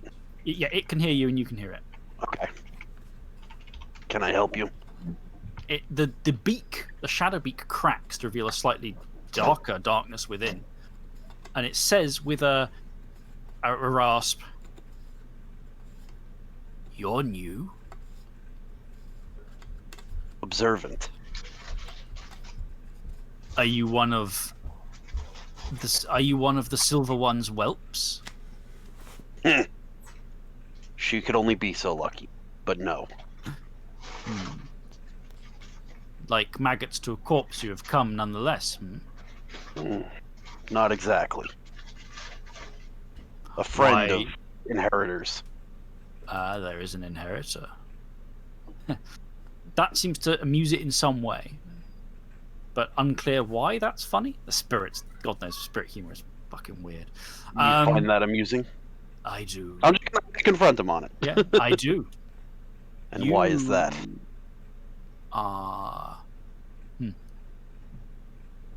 It's been a quiet tithing for a long time. I wonder if that will change. I smirk that kind of keep wondering type smart aleck smirk. If you take the Silver One's territory in the shadow of the Kestrel, then it is worth an introduction. We do. I am Creeping Dread, the Reeve of the Glass Nest. Creeping Dread. Hold on, I'm sorry. That's not in game. Yeah. No. Creeping Dread, the Reeve, Reeve. Yes. Of the Glass Nest. Yep. The hell is a Reeve? Quite possibly what Jack is thinking. What the fuck is a Reeve? That's exactly what I'm thinking. Okay. Sorry, I just did a quick Google search. Phone quick. Fucking what the hell is one of those? I look, I'm not. No, Jack didn't. Obviously, I did. So I know what I'm thinking of, but Jack will not know yet. I look forward to. I look forward to the place of moon children taking their place within the 100. It has been a long time since there has been any such recognition of the forms and procedures. The silver one was very uninvolved, but there is a place for everything and everything in its place. Agreed. You are to take the place beneath the kestrel's shadow. I will spread the word. Let others know that you have come. It would not do to have you go unheralded. You think it's doing something akin to smiling. It's hard to tell, given it looks like a silhouette cutout, but... At some point, we'll have to have an accord. Where may I find you easily? I am always of the glass nest, one way or another. This is my shire, shall we say. So where am I in relation to the farm? Or to the mansion, manor, whatever the hell we call it? Between the mansion and the town here. So I'm somewhere in the middle. Yeah, you're in farmland. Okay. So he's... alright. Yes, accords. Accords are fine things. Pacts, bindings, agreements. There are many to keep mind of, after all, in the shadow of the kestrel. So we'll see on that front. But yes, further accords. Appeal. And I'm sure they will be worth everyone's time. You'll have to forgive us if we don't hold up everything right away. We're still learning what was already in place and what may need to change. I am a reeve. Forgiveness is not part of what I am. There is accordance to the forms, and there is discordance with the forms. Consequences are things that occur. Naturally, they are not held back by forgiveness. Understandable.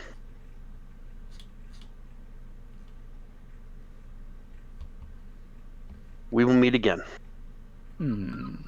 It sort of nods and then prowls and slinks away back down the path towards the town. Apparently content with the meeting. While walking away, I very quickly look up what a reeve is while walking. Okay, so and just so I make sure that my Google search was correct. In fact, it's almost like a magistrate. Like he's the constable of the area. Yes, it's an old English thing of the name sheriff comes from shire reeve.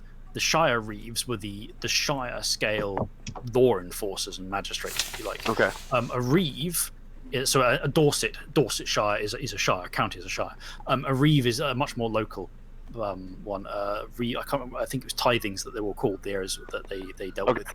A reeves landed. They were sort of the step down from a sheriff, from a shire reeve. So they were local enforcement, shall we say. So he's so what I'm taking away from that, and right or wrong, is that he's an enforcer for the local laws of the spirit. Something he's got some sort of spiritual higher role in the hierarchy as probably an enforcer. Yeah. Right. So isn't that kind of what the werewolves do, though? Aren't we kind of enforcers of that crap? Self-imposed. Okay. So basically, we're going to butt heads with this guy. Quite possibly, yeah. Because what the spirits think is how things should be, and how werewolves think how things should be are often quite different. Right, which is why I told him there are some things that he'll have to forgive us not knowing right away. And he said he can't forgive. Right, which was my way of saying if we do something wrong, get the fuck over it. Yeah. that was Jack's way of saying if you don't forgive it, we'll kick your ass. Yeah. And make sure that you know that we were in the right anyway. Because that's just how implies it's almost certainly a fear spirit of some kind. It was very cogent, implying it's fairly high rank. It's not some pithy little one ranker. But how powerful, you're not sure. Right. Jack ain't never scared. I stared into the abyss and survived. An affliction of Jack's. Jack stared into the abyss and survived. He's not afraid of anything. So a short time later, then, back at the mansion. So a rather grandiose term for a rather dilapidated building. Right. That's back better. to We're going to have to break out the power washer. What was that? All right, Bill, What was that? I missed the last thing Chris said. Time to plan for your hunt. Oh, yeah, all right, perfect. So, before we actually enact the Siskra he calls them into, like, a foyer area. And... Just real quick before you go on. Chris, offhand, do you know where I can look in the book for just a little brief, like, what the Sacred Hunt involves? Okay, to set up? Yeah, it's in the rites section. There's two elements to it. There's the actual rite itself, and there's a general table of stuff for them. So Okay. the Siskadar, the Sacred Hunt, is on page. Yeah, I'm just trying to get an idea what we're actually to take on. Page 140, Sacred Hunt, and the previous page, 139, has a list of suggested modifiers. So, for example, if your auspice moon is in the sky, which it is, I think it's the last day of the full moon, I think we said, Yes. then you get +1. If your tribe is symbolically represented in the rite, +1 die. If all participants are in Dalu form, +1 die. If all participants are wearing or showing symbols that indicate their shared purpose, +1 die. And finally, you get +1 if the pack totem is involved in a symbolic manner. But we don't have one yet. No. Distracting environment, -1. Between dawn and dusk, -1. You want to do it basically after the sunset. Right. To avoid the mice. Performing it on the territory of another pack is -1. And if you're doing it like in combat or something very distracting, it's -2. But, so most of those, as long as you wait for sunset, you don't need to worry about the minuses. So we haven't officially declared this is our territory. Is it still? Are we still? Well, No, actually, I think it's my now- territory. Right. In a weird kind of way. Yes. You are fine, because you are attuned to this territory. Right. Okay. Excellent. All right. I'm just gonna do before Bill does his thing. Jack is just gonna do a little bit of thumbing through information that he has, whether mentally or a book that maybe he got, notes he took, information he got when he was inducted into the Stormlords for the various symbols and whatnot that would help a sacred hunter. My daughter wanted to give me a drawing she made for me. Oh, lovely. You want to say hi? Very nice. Cassie. Hi. Hi. Wanna go up on his head? Cassie. Say hi? Okay. Uncle Keith and Uncle Pete say hi. Hello. Say Hi. Hi. Hi.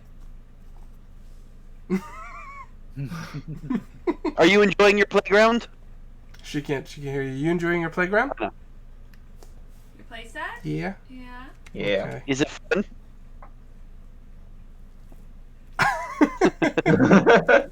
She's just mesmerized by the people on the screen.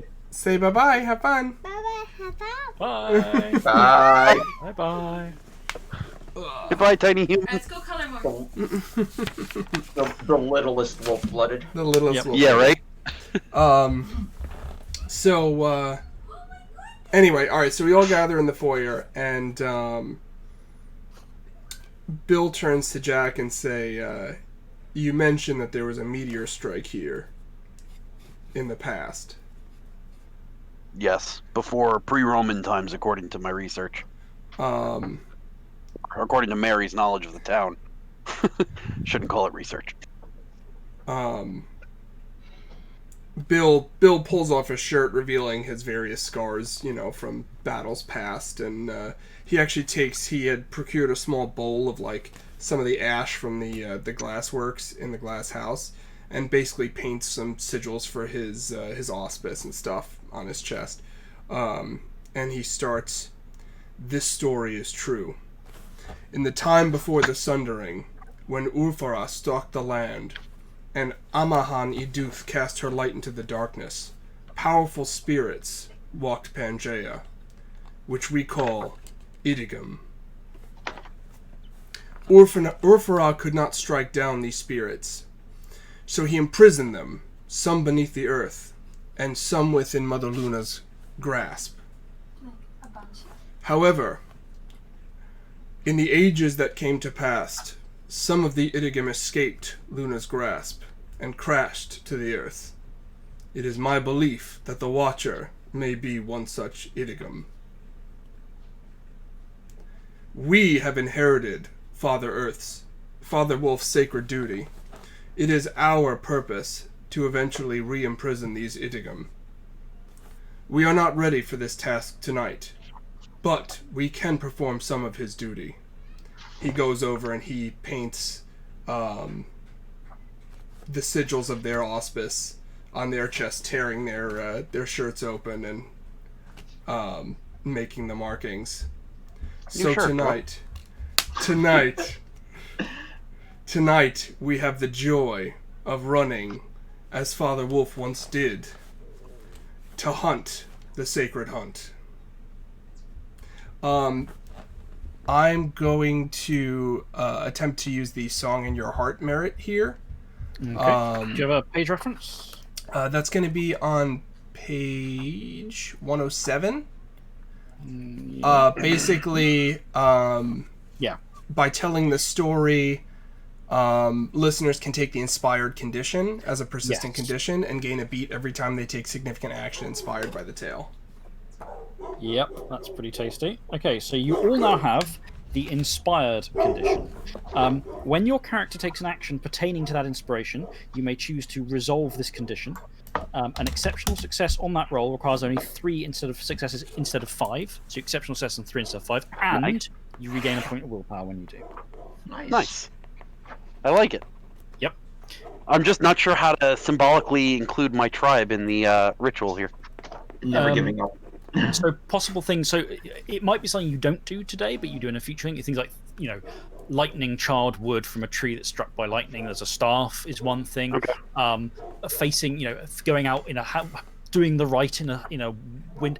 It is actually crackling. There is thunder, occasionally rolling. There is a storm coming in. So if you wait until the storm hits at the night and you go outside to perform the rite in the driving rain, then you will be invoking the Storm Lord's, the storm, literally invoking the storm, which would give you the bonus. That is most certainly what we are doing. Okay. We're going to start a bonfire and tend it until the rain starts. Okay, yeah, so you're setting up, there's lots of, loads of brushwood and stuff on this estate. So much of it's untended, you can easily get the wood to set up a bonfire.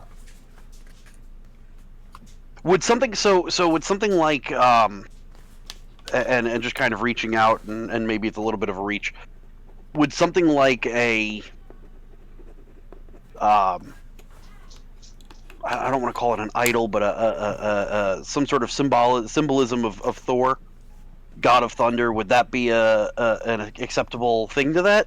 If you were in a place that it was resonant to, yes. Gotcha. Generally not so much, because werewolves look at Thor, god of thunder, and go, what? But if you were in a place... was a werewolf. I mean, he was a giant slayer, and that's what we claim to have done here, so... If you were in a place that was resonant with the actual, say, a place of actual old worship of Thor, then definitely. Outside of that, it doesn't really have the symbolic resonance for the Stormlords themselves, because Thor isn't a spirit. It's not a real thing for werewolves, you know what I mean? Okay. I always assumed that Thor was just an old school, powerful werewolf.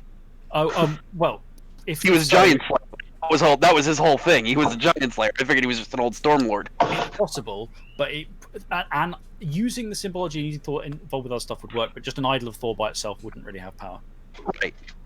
I'm saying, like, other symbols of Thor, that would constitute fulfilling that requirement in the event that it's not, in the middle of a thunderstorm. I'm going to say no. It's not strongly associated with the Stormlords as a tribe. Sure. Which is one of those things I thought of that I might be able to... Worth asking, but I don't think it would. Okay, so are you going to perform the rite then? So you go outside, as the day drives on, you feed yourselves, you perform the storytelling of the hunt, you get this bonfire roaring, enough so that Cinder's, the spirit, comes over and sort of basically swirls through the flame, absorbing some of the resonance, washing itself in the resonance of the heat and fire. Even with the rain, the hiss, the pattering hiss of the rain and the wood and the fire. Are you going to perform the rite then, basically, to crack on? Anything else before you do it? So we have that. Obviously, we're all going to be in Dalu. I mean, I guess the only thing I'm gonna say is that because I'm leading it, I don't know if it's really appropriate or something that. And correct me if I'm wrong. I guess Jack is going to slice his hand to get some of his own blood, and he's going to paint the symbol of the claimed on his face. Mhm.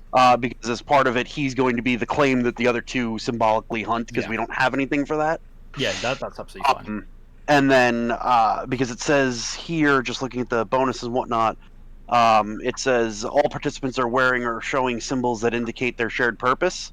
He's basically in blood. He's going to draw symbols on them as well, not covering the ones that Bill did sooner, to show their hunt of the claimed. Yep, that's absolutely fine.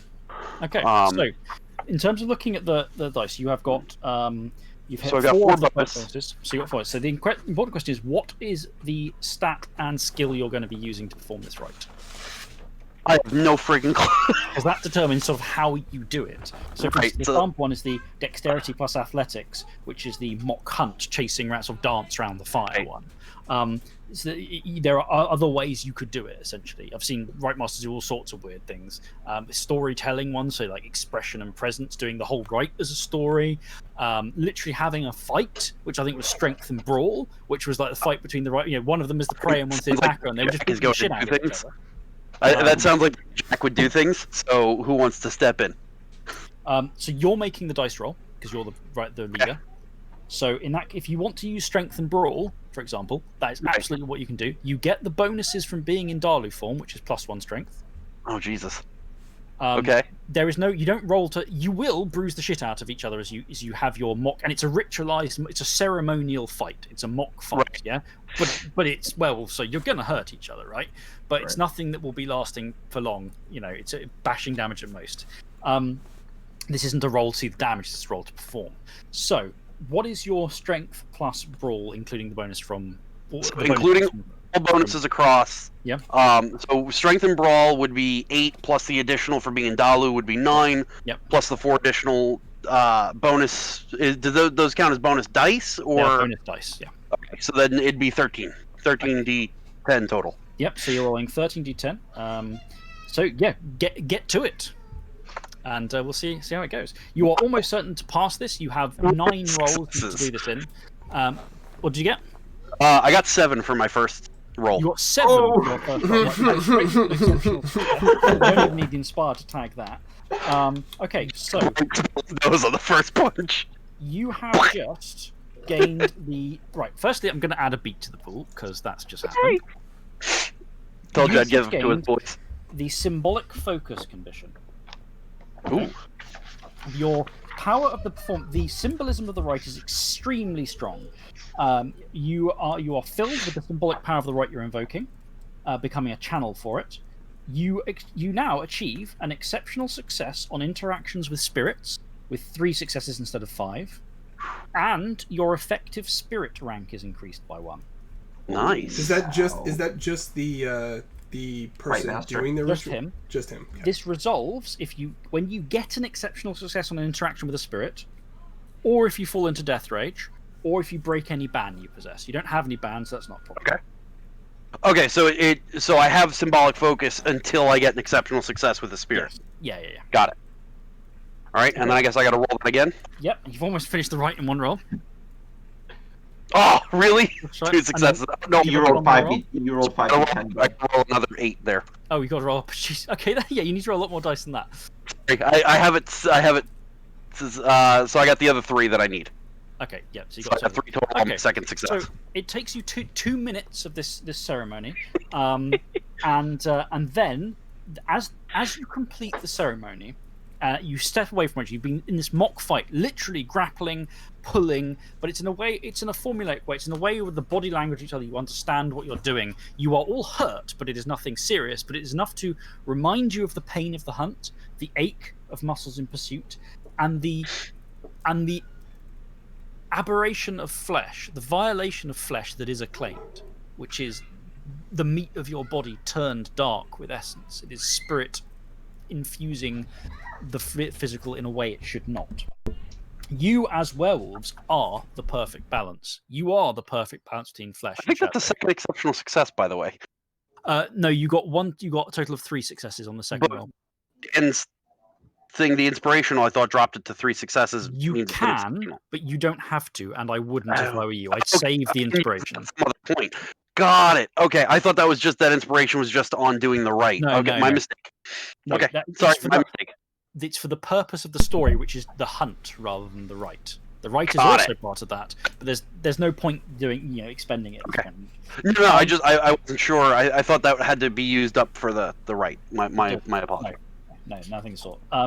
So you feel that perfection within yourselves, the balance of both sides, settle in fully as the divine protocols coded within you, the power in your blood, the admixture of essence and flesh, both physical and spiritual, ignites with inner power, and the rightness, the instinctive serenity of the hunt falls upon you. This is power. This is natural power. This is how you know you should be. But because you are forsaken and because the world is broken, you are not like this, except when you invoke it through the forms, except when you call to the wolf and the moon and you bring this through yourself. And for a while, you become what you should be. You all have the Sitzgur Dar condition. This has a number of effects. Firstly, you can clearly perceive prey that is possessed, urged, or claimed. If you look at a ridden human, who is the prey of the hunt, for example, you will see the spirit coiled up within them. This is, you have specific chosen as your prey the claimed in question, the tree thing. So not everything that works on prey, the prey of the hunt will work on like every random claim you encounter, but you're unlikely to encounter loads of random claims along the way. Right. You can see that in the prey when you encounter them. You gain a bonus beat whenever your character achieves an exceptional success on an action involving the prey. That doesn't have to be personally involving them right here. Hunting them, like tracking them, chasing them, even researching them, going like, what the fuck is this? Find that out. That is all actions taking you close to the prey. And what this means is that because you get a beat from an exceptional success anyway, due to gaining the condition, etc., you gain another beat as well. Oh, wow. Okay. And this is anything in an action involving the prey that's basically moving the hunt forwards. Yeah? Okay. This condition resolves when the prey is brought down. They do not need to be killed. They need to be brought down in a way appropriate. So if you use this if you have a social battle in a party with someone, you can resolve the Sitzgur Dar by humiliating them in front of everybody and then walking off like a fucking boss while they cry into their wine, you know. So what you're saying is a rap battle is an appropriate way to end the Sitzgur Dar condition? Yes, potentially. Or the pack breaks off the Sitzgur Dar by taking any significant actions towards ends other than the hunt. Making a sandwich to have some food because you need to keep food going is not a significant action. It's if you basically stop pursuing the hunt in a significant way to go and do other random shit. Yeah? Right. Then it will break it. What this means is that you can hunt earlier if you want to. You may decide in the future that you may want to initiate the hunt earlier in the stage. It locks you in much more because it stops you then going off to do other stuff without breaking the hunt. But it does mean that you can sort of get some of these bonuses earlier on. As it is, it's absolutely fine the way you've done it, though. It's because you are now fully intended to go after this thing and fuck it up, right? So Yep. we are Indeed. going to we are almost finished for today, I think, time wise. Yep.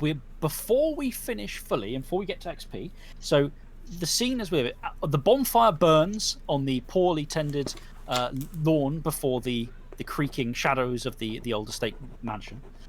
Rain washes down, thunder occasionally rolling across the gloomy grey sky as darkness and night fully shrouds the land.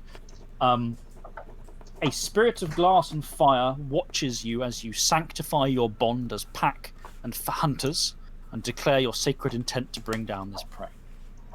Because this is the first time you as a group have invoked the sacred hunt, you are all you have taken a step together that embraces what you are as werewolves and creatures of spirit and magic rather than as things of flesh and simplicity, and you have not. It is the opposite of rejecting the shadow. This is a breaking point. This repeated use of this right is not, but this is the first time the pack has done it. Is a breaking point towards spirit. Okay, so you need breaking point rolls. These are willpower rolls. All of you get +2 because you have touchstones to flesh. Sorry, all of you apart from I think Bill. I think Thornbreaker hasn't yet met and fully encountered his flesh touchstone. Correct. passed. So he has not yet got the +2. Everyone else is getting +2 to this roll. If you pass, you do not shift harmony. If you fail, your harmony shifts 1 towards 0. It goes down by 1 in this case because you're breaking towards spirit. And it's just a raw willpower? It's a raw willpower roll. You cannot spend willpower on this either. Okay.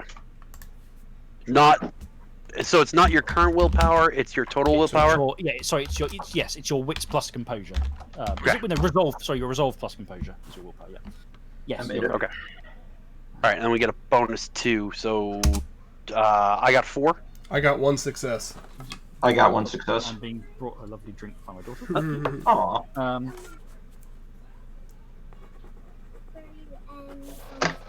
Oh, thank you very much. Strawberry raspberry. Okay. Now let me just check something.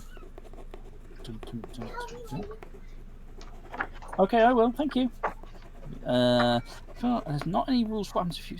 So I was looking at whether you'd want to use, because what's going on is related to the hunt. There was a possibility that Pete might want to use his inspired effect. No, who was Pete? Was it? No. Jack might want to use his inspired on the successes for the 4 rolls. But Okay. But I can't. There is no set effect from it. Normally, you don't want an exceptional success because it's you want to. Sometimes you want to fail harmony rolls, and sometimes you don't. In this case, it would be beneficial if you did. But because I'm trying to think if there's anything worth exceptional succeeding with your anchoring your flesh, and I can't really think of a benefit from doing so that makes sense. So I'm going to say I was suggesting maybe you could do it, but I can't think of a good effect for it. So everyone has succeeded. None of your harmonies shift.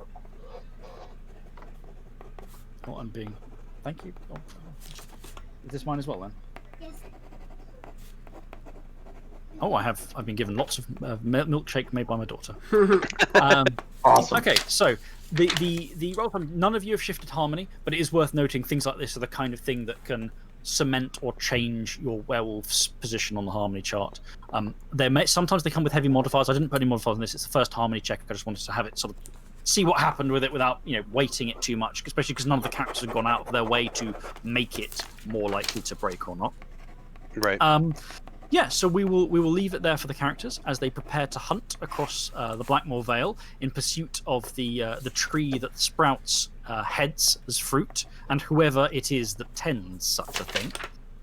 Next session will be that hunt for the tree and its caretakers.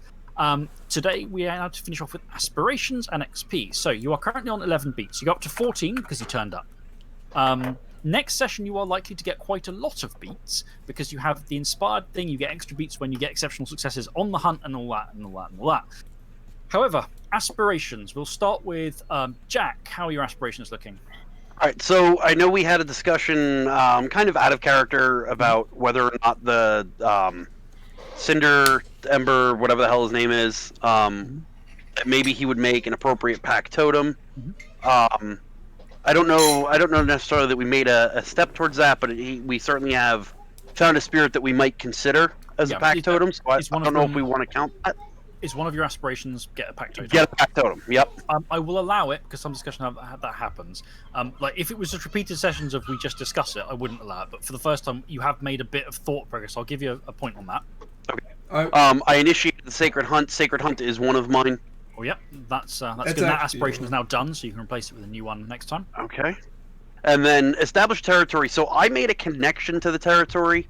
Yes. That was, and I've also kind of without the kind of the discussion of the general pack. I've decided that our territory is pretty much. I'm going to take whatever the Kestrel children had, and in their heyday. Obviously not what's there now. Yeah. But my intent is whatever they had in their heyday is ours. And if it means I have to take from the pure, you're goddamn right I'm going to. I will give you a dot on that one again because you actually are the pack member who is technically connected to the territory at the moment in a way no one else is. You can still Sacred Hunt stuff anyway, but everyone else will actually get a penalty on their Sacred Hunt rolls at the moment because it's another pack's territory. You are the only person who doesn't worry about that because it's technically your territory as well. Okay, so that goes on as well. Right, so that's all 3 for you. Dan. Okay, so Thornbreaker has established a totem for the pack. So again, I don't know if we're doubling up the beats for that. Okay. Yeah. So I have that one. Second one is complete the PAX first Sacred Hunt, which we didn't complete it, but we've taken steps towards it. Yep, big step. So that's not. So that's that one. And then my third is earn more glory in the form of like notoriety. I don't think we did anything related to that. No, I'm going to say no on that one. There will be plenty of opportunities for that in future. I have plans on that front. Don't worry. Our first Sacred Hunt, depending on how successful it is going to be a step towards that. But this time, I'm going to say no. All right. Perfect. Okay, and finally, Pete. So my first aspiration is complete a Sacred Hunt. I feel like I've taken a couple steps towards that. Yep. Find a totem for the pack. So. Yep. A little bit of it, enough that this time I'll give it to you. If it was just session after session of just saying maybe we should, then I won't. But this one, no. Yeah, obviously. And then my final one is establish a territory. I feel like I explored it a little bit and tried to figure it out. That might be worth a beat. Yeah, no, I think so as well. So you've earned a total of 13 beats in total this session. So you're up to 23. One second, Chris, real quick. So my aspiration was not start a Sacred Hunt. I just had Sacred Hunt, so I'm going to assume that's the completion of. So should I leave it on, or should I, because I successfully started it and exceptionally so, should I replace it? Up to you, if you want to or not. Up to you. Okay. You can always replace them if you want, but it's a case of sometimes you should because you've done it. In this case, your choice. So there are 23 beats. So we remove 15 of those from the pool, leaving 8 beats left, and everyone gains 1 experience. Now, there's not a lot you can buy with 1 experience. You can buy 1 dot of a merit, or you can buy a single wolf gift, or a single wolf facet. All of the wolf gifts are automatically unlocked for you because you're werewolves. You have to have at least 1 dot in the relevant renown for the facet, but otherwise, if you have 1 dot, you can buy them. A lot of them don't actually have renown stacking effects like shadow gifts; they only have a one-off thing. So you don't have to buy anything now. You can have a think about what you want to spend your XP on, or if you just want to bank it, which is quite likely. I'm expecting you'll probably get another XP next session, or possibly if you go completely crazy with the beats, more than 1. Especially, and again, if you get fights often generate a lot of beats as you start to get yourselves hacked up as well. You know, you will the beat machine in Werewolf is the Sacred Hunt because it basically doubles your beats from exceptional success stuff. If you then have honed senses, it becomes trivially easy to rank them up for perception checks. Especially, I bought honed senses. Yep. So you now get exceptionals on 3 rather than 5 on perception checks. And in fights and stuff, it all just starts to go like crazy. Werewolves get a lot of experience from getting in extremely dangerous situations on purpose. So yeah, that's the end of that session. Do we need to do anything else before we end? Any last comments or questions or queries? Good. I don't think so. What about you, you guys? I only have one comment, Pete. What the fuck was your rant into? Dude, I have no idea. Just a normal old lady with normal old lady hobbies, like decapitating people and taking blood samples from everyone in town and making horses into monsters. Claimed and seems normal. Chris, the only thing I was going to ask is see if my character can maybe find like a knife somewhere in the mansion. Not a problem. You can get a knife for that process. I mean, in the UK, there's a lot of regulation on proper, like, if you like, knives rather than like, you know, kitchen knife. It's something for like a hunter's knife. Yeah, I'm talking like I'm talking like a hunter's knife type deal. If you want one of those, it's tricky. You can get a short one without problems. You get heftier one. Is like they have limits on who can have them. You need a license, I think. A kitchen knife will do the job pretty well as well, and you can easily get one of them. Not a problem on that front. A small knife and a big knife are the same stats anyway. So, I think Bill's gonna have to make Pete a glass knife here, a giant glass knife. That's also possible. It's just so I can take advantage of my specialty if it comes down to it. You can easily source a knife. It won't be like a really nice hunter's knife. You would need to do some dealing to get that, or get a license for them. Okay. But enough to shank people up with and get your bonus. That's all I want. Yep. I want to. All right. Well, thanks to everyone who stopped by today. Thanks a lot to AV Muse who rated us with 32 people. That was awesome. Very kind. Thanks so much. We are going to try to figure out more ways of sort of taking little breaks in between to chat with you guys and chat a little more. But obviously, whenever you are in here, feel free to throw stuff in chat. I am paying attention to chat throughout the game and responding via, typing in chat. We are planning on meeting again next week, the same time, 10 a.m. Eastern Standard. Again, our sessions typically run about 3.5 to 4 hours. Next week, I believe next week is slightly shorter. But... Yeah, next week will be slightly shorter, but next week will be exciting. So Yes. short and exciting is lots of fun. Yep. Just I a apologize little, again for the family things. all good, all good. Just a little side note, unrelated to the werewolf stuff. For those of you that just tune into the channel normally, tomorrow night will be the Isle stream as usual, 9:30 p.m. Eastern Standard Time. But otherwise, hope you guys are enjoying the game as much as we are, and we will see you next week. Thanks for stopping by. Bye-bye. Bye.